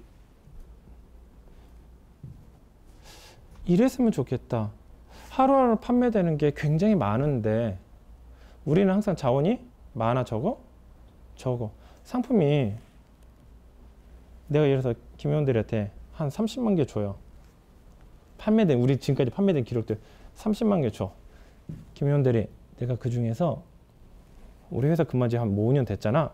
그러면은 거기서 1위부터 30만 등까지 추출 좀 해봐. 그럼 김회원들이 뭐라고 얘기할까? 저 그만둘게요. 불가능해요. 내가 하루에 처리할 수 있는 능력이 3개야. 그럼 그 중에서도 생산성 떨어지는 3개를 고르는 것보다 생산이 가장 좋은 걸 3개를 고르는 게 가장 중요하단 말이야. 그렇지? 그럼 그걸 누가 도와주면은 김효원 대리가 오늘 내가 3개밖에 할 시간이 안 돼. 그럼 3개 처리하면 되는 거고. 내일 또 5개 할 수 있는 능력이 돼. 그럼 5개 처리하면 되는 거야. 그 다음에 그런 순위가 딱 3개 찝어주는 게 거기서도 순위가 1, 2, 3번 나눠지는 거야. 1, 2, 3번, 4, 5, 6번 이렇게 나눠져 있는 거야. 그럼 내가 오늘 잘할 수 있다. 그럼 6개를 처리해서 1번부터 6번까지 처리하면 되는 거야. 골라주는 것뿐만 아니라 순위까지 정해줄 수 있는 메커니즘이 필요해. 그런 메커니즘이 적용된 사이트가 지난주 토요일에 일요일날 내가 집에서 설계를 하고 그것을 월요일 아침에 넘겼어요. 넘겨가지고 다음 주 월요일면 나온대. 설 전에 나온대. 근데 이런 사이트가 앞으로는 더 많이 나올 거예요. 굉장히 쉽게 2, 3일 만에. 한번 봅시다. 이 페이지를 만들게 된 것에 대해서 지금 강의를 하려고 그러는 거야. 지금 현재 오늘 회의한 내용은. 왜냐면은 만든 것을 이해하는 것도 중요하지만 어떻게 만들 수 있는지를 봐야 되는 것도 중요해. 왜냐면 이런 뭐 개발 어떤 자원이라든가 걸 가지고 있지 않아도 돼요. 왜냐면 자기가 가지고 있는 자원 한도 내에서 이 어떤 핵심만 잘 이해하면 작은 한도 내에서 그렇게 일을 하게 돼. 어떤 행동을 바꾸게 하기 위함도 마찬가지 있어서 이 강의를 하는 겁니다. 회원사들도 마찬가지고 여러분들도 마찬가지예요. 내가 가지고 있는 자원이 없는데, 내가 가지고 있는 개발팀이 없는데 자기 여건에 맞게 의사결정을 내서 자원을 효율화시킬 수 있는 거예요. 하면 내가 컴퓨터 앉았다. 그럼 컴퓨터에 자원을 효율화시킬 수 있는 거고, 내가 엑셀을 켰다. 그럼 엑셀에 자원을 효율화시킬 수 있는 거고, 내가 중구난방 일어났던 것을 만들 수 있는 거야. 그냥 충분히. 그래서 지금 이거는 어떻게 설계를 하게 됐냐면 처음에 이렇게 되는 거예요. 지금 하얀 화면이라고 생각해 봅시다. 하얀 화면. 이제 차근차근 들어가는 거야. 아, 나는 페이지를 만들고 싶어. 어떤 페이지를 만들고 싶으면 어떤 상품이 좋은 상품이고 어떤 상품이 나쁜 상품인지 알고 싶어. 그래서 어떻게 하면 의사결정을 내릴까? 어떤 상품이 좋은 상품이요? 우리한테?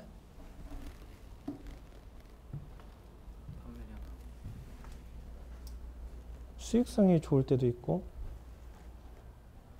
수익금이 좋을 때도 있어. 그래서 이걸 어떻게 하는 게 좋을까? 또 편리성으로 봐서는 이베이보다 아마존에서 판매되는 게 더 좋단 말이야. 그러니까 그런 질문 하나하나씩 던져보는 거야. 수익성과 수익금은 다른 얘기예요. 수익률이 10%라 해가지고 내가 돈을 많이 버나? 그건 아니란 말이야. 수익률이 90%에서 돈을 많이 버나? 그것도 아니야. 잘 팔린다는 기준도 굉장히 주관적이야. 굉장히 주관적이야. 최근 한 달로 집계해봤더니 잘 팔렸어요. 그런데 전주에는 제로야. 이건 어때? 나쁜 제품이야. 그럼 내가 의사결정 내리는 거를 전산화시켜가지고 합리적으로 할 수 있는 방법이 뭘까? 이제 거기서부터 질문을 던지는 거야. 내가 의사결정하는 거를 시스템이 다 해줬으면 좋겠다. 그럼 뭐가 필요할까? 하나하나 질문 던져보는 거예요. 뭐가 필요할까? 수익금. 내가 알고 싶은 거, 의사결정할 때 도움이 되는 거. 수익금.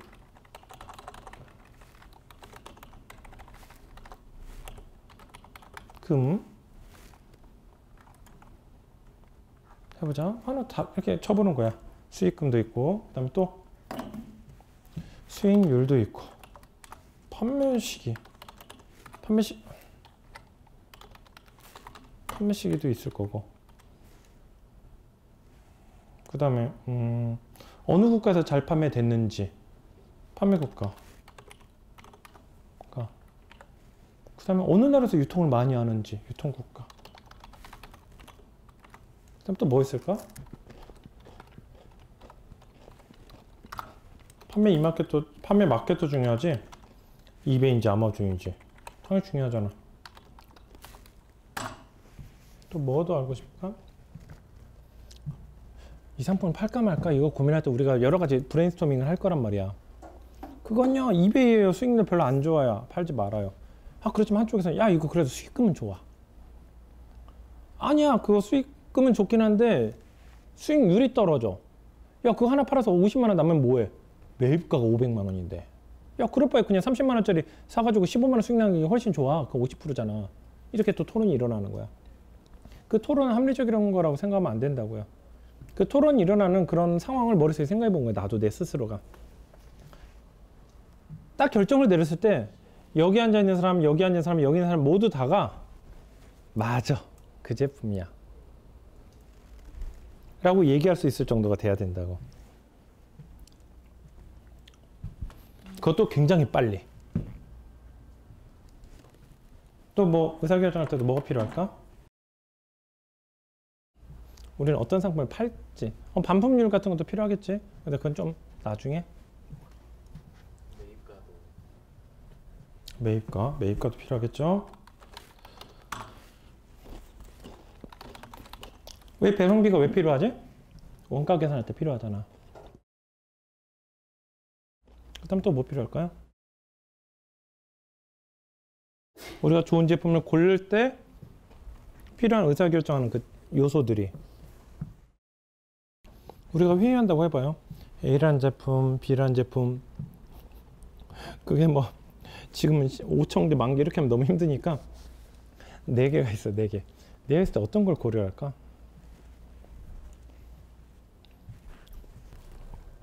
이제 여기까지 합시다. 그러면 이것까지만 하고 더 이상 없다고 할 때 봐라. 상품 수가 많으면 많을수록 의사결정하는데 힘들어지지. 근데 의사결정하는데 고려해야 될 내용이 많아, 안 많아? 굉장히 많아. 그러니까 이게 결국엔 시스템이 필요하다는 얘기가 이거야. 이걸 당연히 겨우 한 10개 상품 중에서 이런 걸 고려해서 의사결정 내려라, 바꿔놔야 돼. 내가 오늘 지시했어. 얼마나 걸릴까? 한두 시간이면 다 되니? 한두 시간 할 수 있어? 오프라인으로. 이거 해라 그러면 벌써부터 매입가 얼마인지, 판매가가 얼마인지, 배송비가 얼마인지, 배송비 알려면 어디서 발송하는지, 어디서 발송하는데 무슨 어디 EMS로 발송하는지, 페덱스로 발송하는지 다 조사해야 돼. 환율부터 다 계산해야 되고. 차근차근 봅시다. 하나씩 계산할게. 수익금 파트만 먼저 얘기해보자. 수익금 파트. 수익금을 알려면 뭘 알아야 되죠?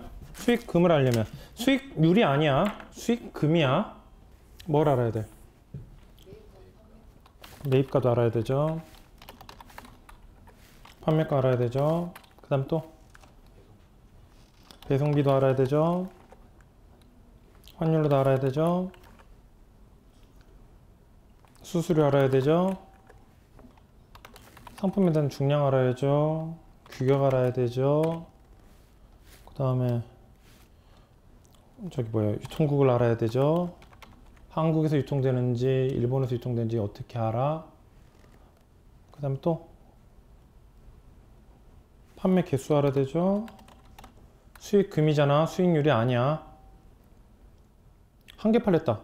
10%짜리 하나 팔렸다. 그럼 10,000원인 거야. 100,000원짜리라면. 500개 팔렸다. 그럼 500만 원이잖아. 지금은 수익률이 아니라 금을 얘기하는 거야. 판매 수량.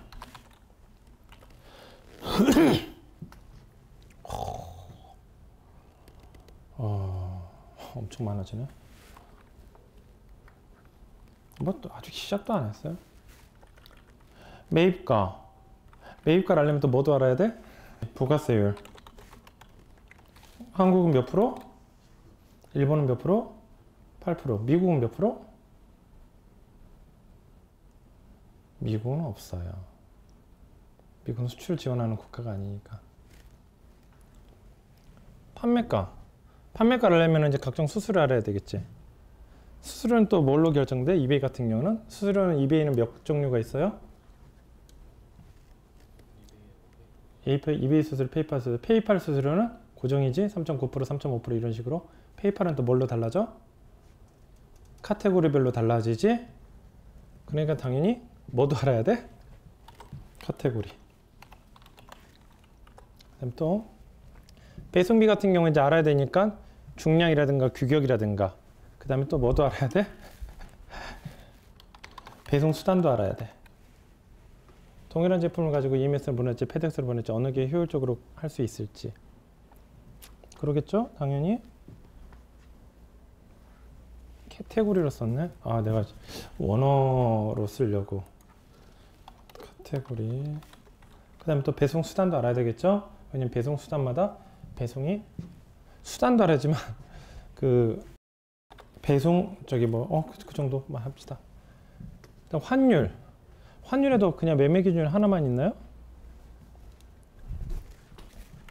환율에도 매매 기준율도 있고 페이팔 환율도 있어. 달라. K8 환율. 그래서 이거는 환율이 빠지고. 규격이랑 중량을 알을 때서 배송비를 바로 하는 게 아니라 또 얘랑 얘랑 연결시켜주는 시스템이 있어야 되니까 이거는 지우면 안 되지. 그 다음에 중량. 중량에도 그냥 중량이 있고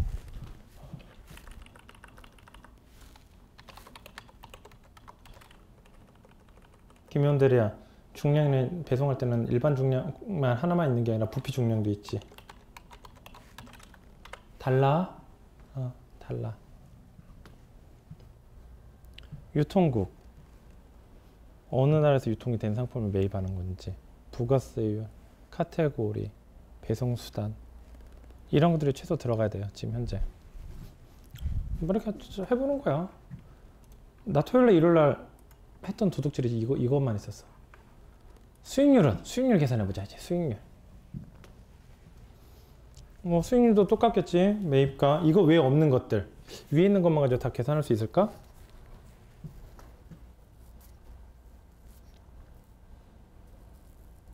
뭐 이 정도만 할 수 있네.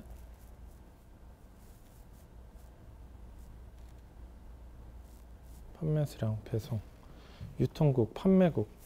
여기서는 국가는 이제 상관없겠지. 이제 판매국가, 소비국이라고 표현하는 게 낫겠다. 소비국. 그럼 국가에 대한 데이터베이스. 국가. 국가 정보가 필요하겠지. 그냥 각국이 용어를 프랑스로 쓰는지 FR로 쓰는지 뭐 그런 용어에 대해서 어떤 국가 정보가 필요할 거고. 판매 시기. 날짜가 필요할 거예요. 유통국. 그것도 국가 정보가 필요할 거고. 판매량. 이거는 오프라인으로 실제로 판매돼야지만 입력할 수 있어. 판매 마켓. 이베이인지 아마존인지 그에 대한 각 정보들. 뭐 정산 주기가 며칠인지 어떤 정보인지 어떻게 되는지 그런 것들. 매입가 배송비. 매입가 배송비는 저기 나와 있고.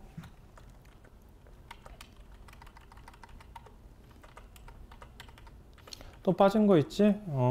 저기 박스 정보.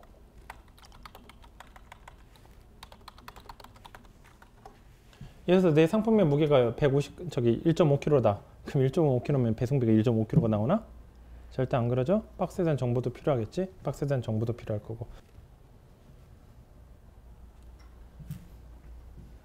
뭐 이 정도가 있어야 될 것 같아요. 이 정도가 대충.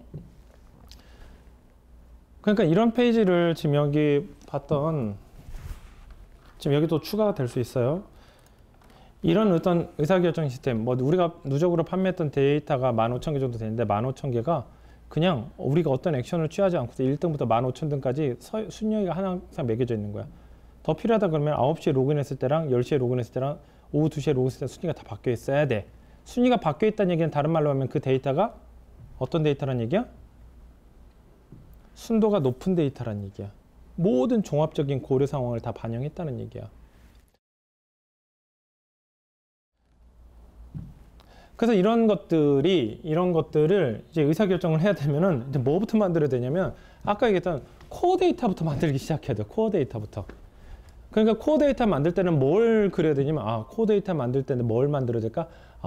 나중에 이런 페이지를 만들 때 필요한 요소들이 이런 거구나. 이런 거니까 각 페이지를 하나하나씩 만들어 나가야 되겠구나. 그 생각을 해서 T클라우드가 시작이 된 거예요. 한번 봅시다. 하나하나. 매입가 같은 경우는 매입가는 항상 변수가 이제 그 데이터에는 두 가지가 있어요. 하나는 고정 데이터가 있고 하나는 변수 데이터가 있어요. 고정 데이터가 데이터로서 가치가 높을까요? 변수 데이터가 높을까? 고정 데이터가 더 높아요. 활용 가치가 높아요. 근데 변수 데이터는 이제 어떤 식으로 하면 이제 활용 가치가 갑자기 확 뛰는 거냐면 변수 데이터를 변수 데이터로 그냥 놔두면 이건 솔직히 데이터로 가치가 없는데 여기에 히스토리라는 거를 플러스 시키면 가치가 확 뛰어. 이런 거야. 금값이 현재 얼마예요? 뭐 얼마라고 하자. 얼마인데 오늘 루브라 환율 얼마야? 16 몇이니? 한번 나도 좀 궁금해서. 16원이다. 루블라 환율이 16원이다. 이건 아무런 의미도 없어요. 그러나 일주일 전에 16.185원이랬나? 1.8원이었는데 지금 16.5원으로 올랐어. 그럼 일단 외환통장 더 지금 올라갔다는 얘기잖아. 과거에는 뭐였는데, 3일 전에는 얼마였는데, 뭐였는데, 이런 얘기를 한다는 게 히스토리가 들어가면은 갑자기 이제 변수 데이터도 좋은 데이터로 바뀌어. 그래가지고 현재 이제 그런 매입가는 변수 데이터지, 매입가는 판매가는 변수 데이터지. 그렇지만, 매입가는 고정 데이터인데 판매가는 이제 변수 데이터지. 근데 변수 데이터를 지금 어떤 히스토리성까지 관리하기는 조금 어려워요. 그걸 가지고 가치를. 그런데 현재는 각각의 매일매일 판매된 때마다 판매 데이터를 평균치를 내야 되겠다. 뭐 그래서 뭐 결론이 내린 거고. 그래서 매입가는 매입가대로, 판매가는 판매가대로. 배송비 같은 경우는 이제 여기서 변수 데이터 같은 경우는 좀 천천히 할게요. 먼저 매입가 판매가는 어떤 그 독립 변수라기보다는 종속 변수야. 우리가 입력한 값에 있어서 결과값에 나올 때 도움이 되는 데이터라서 이거는 우리가 이번에 입력을 해요. 그래서 시스템 개발에 그렇게 들어갔던 거고, 배송비를 산출할 때는 굉장한 많은 변수값이 들어가야 돼요. 먼저 이제 우리가 이제 보자. T클라우드 배송비를 산정하기 위해서는 굉장히 복잡한 로직이 들어가요. 그 개발자들도 그래요. 우리 회사 그 로지스베이라든가 물류 시스템을 분석을 좀 해놓고 나면 이거 너무 복잡해서 솔직히 손대기가 너무 어렵다라고 굉장히 많이 해요.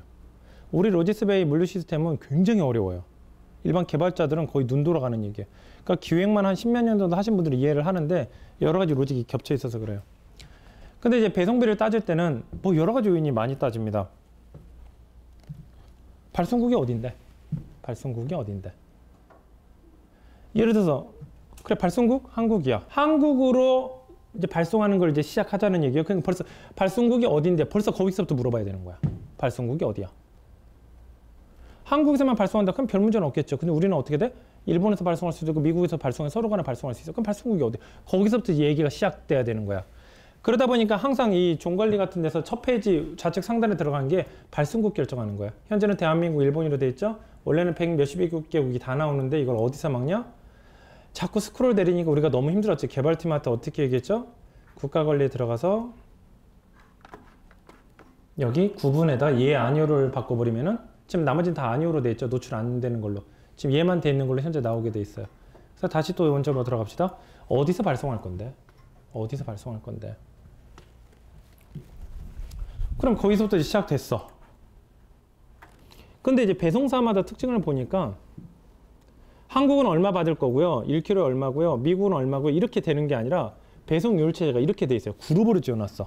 1지역, 2지역, 3지역, 5지역, F존, A존 뭐 이런 식으로 다 구분을 지어놨어요. 그러면 페덱스, EMS로 보자. EMS가 한국에서 발송되는 EMS가 1존과 미국에서 발송되는 EMS의 1존이랑 일본에서 발송되는 EMS 1존이랑 같을까 다를까? 해보자. 다시 한번 질문을 할게요. 이제 100% 그렇지는 않은데 존이 앞부분에 있는 게 비쌀까 쌀까? 싸. 왜냐면 이 발송국 중심으로 해서 존이 형성이 되거든. 근데 그 존이 동심원 구조로 형성되지는 않아요. 왜 그럴까? EMS는 이래. 여기가 코리아잖아? 그럼 여기서 동심원 구조야. 여기서 멀리 가면 비싸. 존이 높아져. 가까워지면은 싸요. 옛날에는 그렇게 단순할 줄 알았어. 근데 그게 아닌 거야. 한국에서 A라는 나라랑 가까운데 그 나라는 거래량이 거의 없어. 나라가 너무 작아. 인구가 겨우 50만 명밖에 안 돼. 그럴 때 아무리 가까워도 그 나라에는 기본 캐파도 안 움직이는 거야. 그러다 보니까 배송비가 쌀까 안 쌀까? 안 싸. 근데 그보다 약간 더 먼 나라, 일본 같은 나라. 배송비 너무 많은 거야. 그럼 싸게 해도 돼. 효율성이 나오니까. 그럼 배송비가 싸지는 거야. 그러니까 이제 각국 간의 인구가 똑같이 5천만 명, 5천만 명, 5천만 명이라면 이 동심원 구조가 형성이 되는데 또 그게 또 아닌 거야.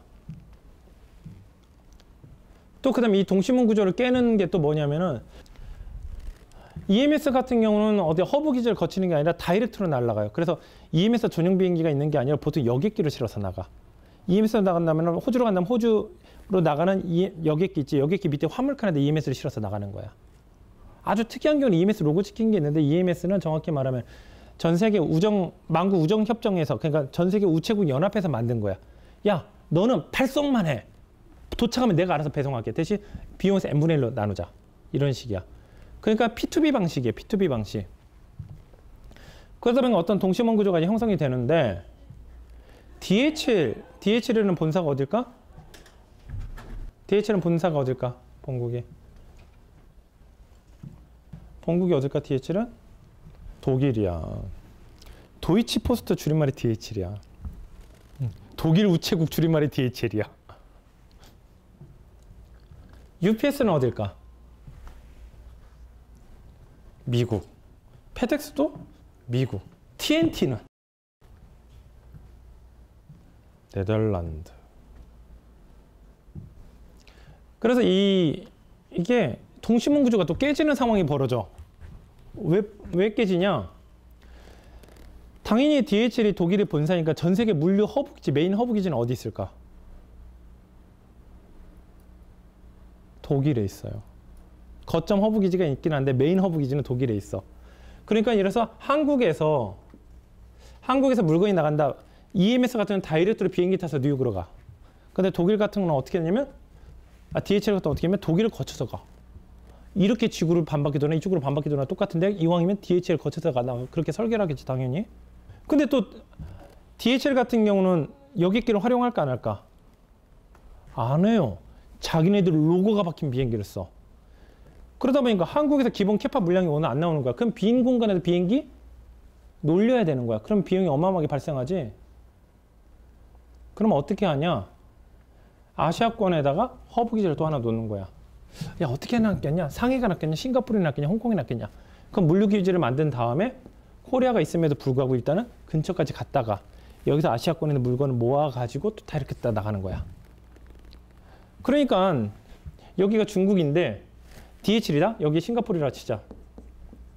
물건이 중국으로 배송하는, 중국이 더 가까워. 중국으로 배송하는 게 쌀까? 중국으로 배송하는 게 쌀까? 싱가포르를 쌀까? DHL 같은 경우는 예를 들어서 어디가 쌀까? 싱가포르이 싸지. 왜? 물류 허브 기지가 중간 이렇게 브릿지하는 역할을 하는 데가 싱가포르야. 그럼 중국 들어가려면 싱가포르 갔다가 이렇게 들어가야 되는 거야. 근데 싱가포르는 바로 메인 허브 기지니까 바로 들어오는 거야. 그러니까 거리는 싱가포르이 먼데 더 싸, 중국보다. 여기서 이런 이제 동심원 구조가 이제 깨지기 시작하는 거야, 이제 슬슬.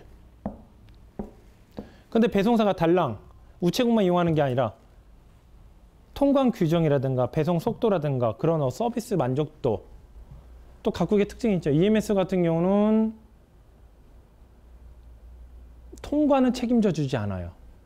통관은 누가 책임져야 되냐? 받는 사람이 직접 관세사 선임해야 돼. 근데 페덱스는 자체 관세사를 이용해. 그러니까 깔끔해. 대신 페덱스는 또 부품 무게를 적용하는데 EMS는 부품 무게를 적용을 안 하고. 또 잃어버린 페덱스는 잘 처리해주는데 EMS는 처리하지 않고. 또 EMS는 중량으로만 또 처리하는 그런 장점도 있고. 또 어떤 나라는 페덱스가 통관이 잘 되는데 어느 나라는 EMS가 통관이 잘 되는 나라들도 있고. 또 이제 그런 이제 가중치들이 이제 또 들어가요.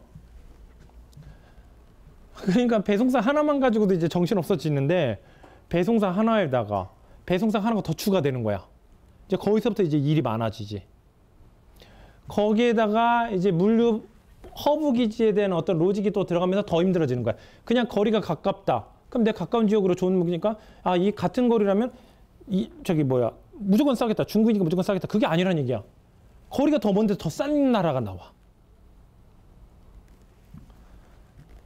그 다음에 글로벌 배송국가, 배송회사, UPS라든가 TNT라든가 DHL 같은 경우는 전 세계를 존 차트로 나눠서 너는 A존, B존, C존, D존 이렇게 다 나눠서 그게 동일해. 일본에서 배송 하나, 한국에서 배송 하나, 미국에서 배송 하나, 네덜란드에서 배송 하나. 똑같아. 중국은 진짜 똑같은 분야. N존이면 N존인 거야 그냥. 근데 문제는 뭐냐? EMS는 안 그래. EMS는 자기 나라부터 가까운 나라가 1존이야. 먼 나라 가면서 존이 점점 숫자가 올라가. 그래, 그 정도만 해도 깔끔해서 좋아. 더 웃기는 건 뭐냐면 아까처럼 국가 규모가 좀 멀긴 한데 국가 규모가 커도 교역량이 커. 그럴 때는 특정 1존, 2존 이렇게 또 매겨버려. 그 로직을 다 세팅을 해야 되는 거야. 모두 다. 또 어떤 나라 같은 경우는 최대 무게가 20kg인 나라들도 있고 30kg인 나라들도 있어. 우리가 접수할 때는 30kg까지 다 받아주는 거야. 근데 그 나라에서는 운송수, 육상운송수단이라는 그런 게 잘 안 돼 있어가지고 30km 이상, 20km 이상 배송은 안 돼. 뭐 말레이시아 같은 경우는 EMS 21km부터는 접수가 안 돼. 그럴 때 다 고려를 해야 돼. 지금 얘기하는 게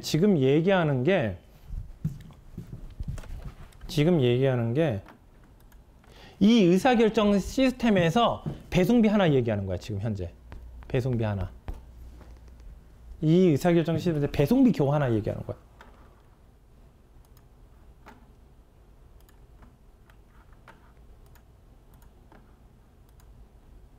어디야, 지금? 어딜까? 하나만 되는 거야.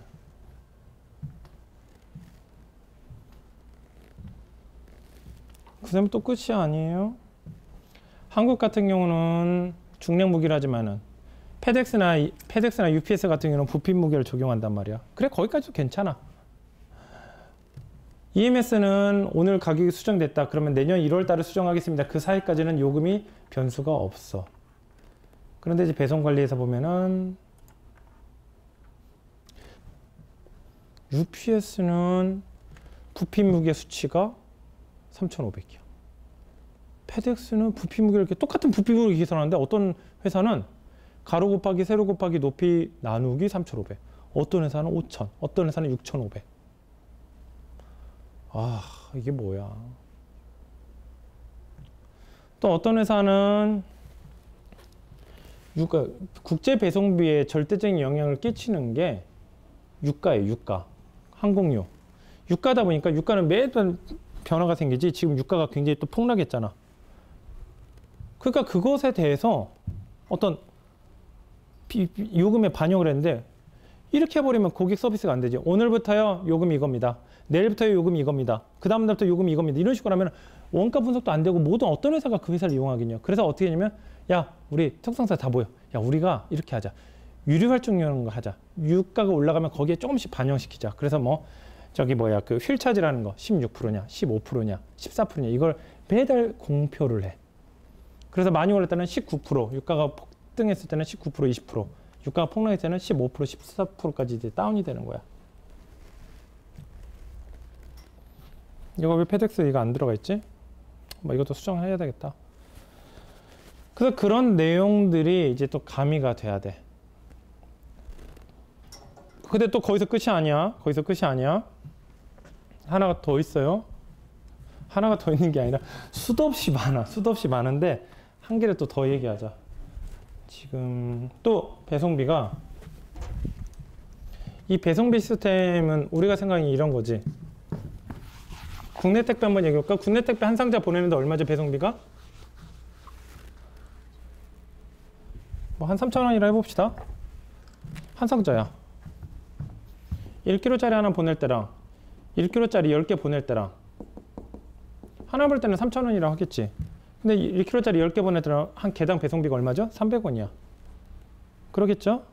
그럼 그렇게 따진다 그러면은 무게가 많으면 많을수록 저렴하다. 이렇게 결론 내릴 수 있겠지. 친절하게 그렇게 결론 내리면 되죠. 근데 100% 그럴까? 또 그렇지도 않아. EMS 같은 경우는 그 무게가 점점 무거워지면 무거워질수록 점점 싸져요. 점점. 단위당 배송비가. 그러니까 EMS로 가장 저렴하게 배송하는 방법은 30kg를 풀로 채워서 보내는 게 가장 좋아. 박스 무게가 2.5kg다 그러면 27.5kg까지 풀로 채워서 보내는 게 최고야. 그래서 EMS 같은 경우는 단위당 배송비가 점점 떨어지는 구조예요. 그래서 최저로는 뭐 1,500, 일본 같은 경우는 1,000원까지도 다운되고 그래. 그런데 특송회사, UPS, 페덱스 같은 회사들은 어떤 구조냐면 처음에 올라. 떨어져 당연히. 떨어지다가 다시 올라가. 가장 저렴한 시점은 약 10kg에서 20kg까지가 가장 저렴해. 당연히 여기까지는 이해가 되지. 무거워지면 무거울수록 단위당 배송비가 싸지는 건 당연히 이해가 되지. 여기는 왜 올라갈까? 물건을 누가 배송해? 사람이 배송하지. 20kg는 그래도 사람이 어느 정도 들고 배송할 수 있다 치자. 30kg는 그만큼 업무에 대한 어떤 가중도가 높아져.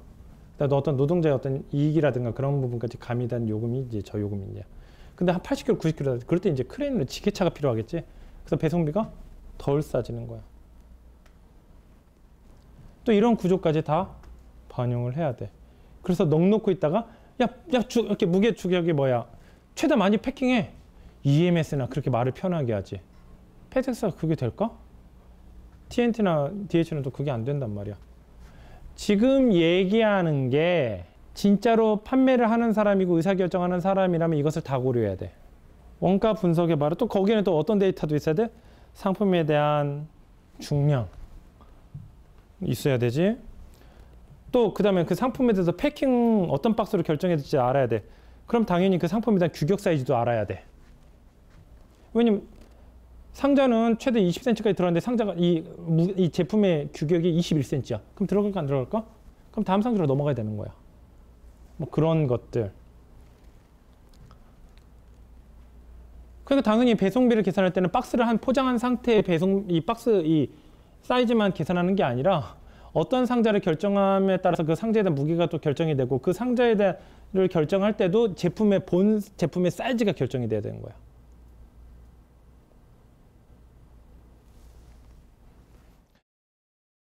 그래서 이거를 오프라인으로 한다고 그러면 사람들은 어떡하니? 둘 중에 하나야. 포기하든가 직접 물고 놓으면 상자를 몇 개 넣고 이렇게 넣어보는 거야. 이렇게 넣어볼까? 야, 이렇게 넣어볼까? 그게 하루에 한 개 정도 보낸다면 해볼 만해. 하루에 500개씩 한다. 그럼 상자를 일단 깔아놓을 거야? 안 맞네? 이거 어떡하냐? 이런 의사결정이 돈 나가려고 하는 소리야. 그래서 그런 내용들을 다 시스템으로 만들었었어요. 이 URL 같은 경우는 페덱스 홈페이지 URL이 아니라 페덱스 송장 번호 뒤에 URL 값 뒤에 페덱스 송장 번호 딱 들어가면은 클릭만 하면 바로 배송 조회 결과가 나오는 URL이야.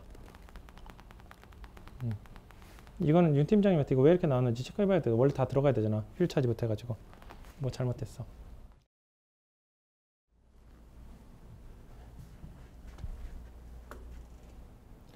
그런데 또 이게 원하면 또 이제 간단해. 이제 원하면 간단해. 원하면. 근데 이제 문제가 또 뭐야? 일본이야. 이제 일본. 배송국이 일본이야. 예를 들어서 그 일본에서 배송되는 상품에 대해서 배송비를 이제 입력해 놓는다고 치자. 그럼 이렇게 하면 될까 안 될까? 그럼 오늘 환율 계산해서 넣어놨어. 그러면 환율이 갑자기 엔화가 뭐 폭등하거나 폭락하거나 해. 그러면 3일 뒤에 또 수정할 거야? 5일 뒤에 또 수정할 거야? 6일 뒤에 또 수정할 거야? 이 배송 요일만 해도 지금 존이 몇 존인데. 존만 13존이에요. 그럼 EMS, 페덱스, DHL, UPS 모든 존을 다 수정할 건가요? 모든 존을? 못하죠. 그래서 어떻게 할까? 환율 데이터베이스를 가져와야 되겠다. 새끼를 치는 거야, 이제. 환율 관리라는 거. 환율 데이터베이스 같은 경우는 외환은행에 있는 데이터베이스를 가져와요. 보통은 지금 현재 1시간에 한 번씩 가져오기로 돼 있는데 그냥 하루에 한 번씩 가져오는 걸로 수정시켜 놨는데 아마 그게 개편이 됐는지 모르겠어. 미국 환율, 엔화 환율, 그런 것들. 또 우리가 판매할 때 페이팔로도 들어오니까 페이팔은 보통 매매 기준일에서 30원 정도 빠지는 금액이니까 페이팔 환율이라는 항목을 따로 또 만들었죠. 그러니까 이게 환율이 매일매일 바뀌니까 당연히 배송비 같은 경우도 엔화로만 넣어놔도 충분히 우리가 원가 산정하는데 매일매일 바뀌겠지. 만약 환율이 1시간에 한 번씩 업데이트가 된다 그러면 아까 얘기했던 그 순위표가 1시간에 한 번씩 순위가 바뀐다는 얘기야. 근데 오후 4시에 하나가 eBay에서 판매될 때 하나 판매됐던 데이터를 입력하는 순간 또 순위가 또 바뀌어. 또 질문하 또 이 사이트를 설계할 때 또 이것도 고려했어요. 5일 전에 판매된 것에 대한 수익률이랑 오늘 판매된 것에 대한 수익률이 서로 다를 수 있겠지. 그런데 환율을 현재 시간의 환율로만 계속 원가 분석을 하면 그 원가 분석이 깨질까 안 깨질까? 깨지겠지. 그럼 어떻게 돼? 이거를 하루에 한 번씩 저장을 시켜놨다. 따로 또. 이 페이지 전체를 모두 다. 그래야지만 1년 3개월 하고 22일 전에 수익률이 얼마였는지 나올까 안 나올까? 나와야지. 당연히 나와야지. 그래서 하루에 한 번씩 저 환율표는 다 저장이 됩니다. 새벽에요. 왜 새벽일까? 서버에 부하가 안 걸려야 되니까. 그래서 고정적으로 모든 회사의 데이터베이스를 저장시켜 놓는 건 보통 새벽에 해요. 사람들이 덜 이용할 때.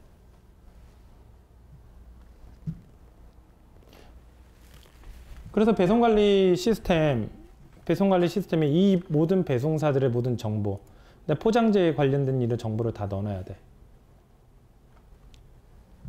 당연히 물류센터에서 물건을 배송할 때 한번 처음에 등록을 했지. 이번에 일본에 있는 뭐 TJ, 그러니까 테라노바 저페인죠. 테라노바 TJ 2호, 일본 2호 상자로 배송했습니다. 그럼 우리는 다음에 원가 산정할 때 도움이 될까 안 될까? 되겠지. 그 다음에 일본에서 다음에 패킹할 때도 벌써 그냥 뜨는 거야. 아, 이런 상품이 오늘 입고될 텐데 그 상품이요. TJ 2호 상자로 패킹 주세요. 아, 그러면 딱딱 봤더니 오늘 TJ 2호 상자 4개. 그 다음에 5호 상자 몇 개 이렇게 표해서 그럼 그거만 준비해 놓으면 되는 거야. 각 상자에 대한 가로, 세로 사이즈, 높이, 합 사이즈, 뭐, 그 다음에 저기 포장재 중량 다 나오지. 이래서 상품 중량이 2kg예요. 그런데 이제 우리가 TJ 4호로 이제 발송을 할 거야. TJ 4호 같은 경우는 200g이지. 그럼 2kg다, 2.2다. 그럼 2.2kg에 대한 요금과 그 다음에 상자 안에 들어간다는 얘기는 그 물건이 상자보다 크다는 얘기, 안 크다는 얘기야? 안 크다는 얘기지. 똑같은. 그럼 이 상자 부피 무게만 계산하면 부피 무게가 나와. 그럼 중량 무게랑 바로 포장하기 전에 이미 부피 배송비랑 중량 배송비가 이미 벌써 결정이 돼서 내가 이것을 상품을 살지 말지 결정할 단계부터 이미 결과가 나오는 거야.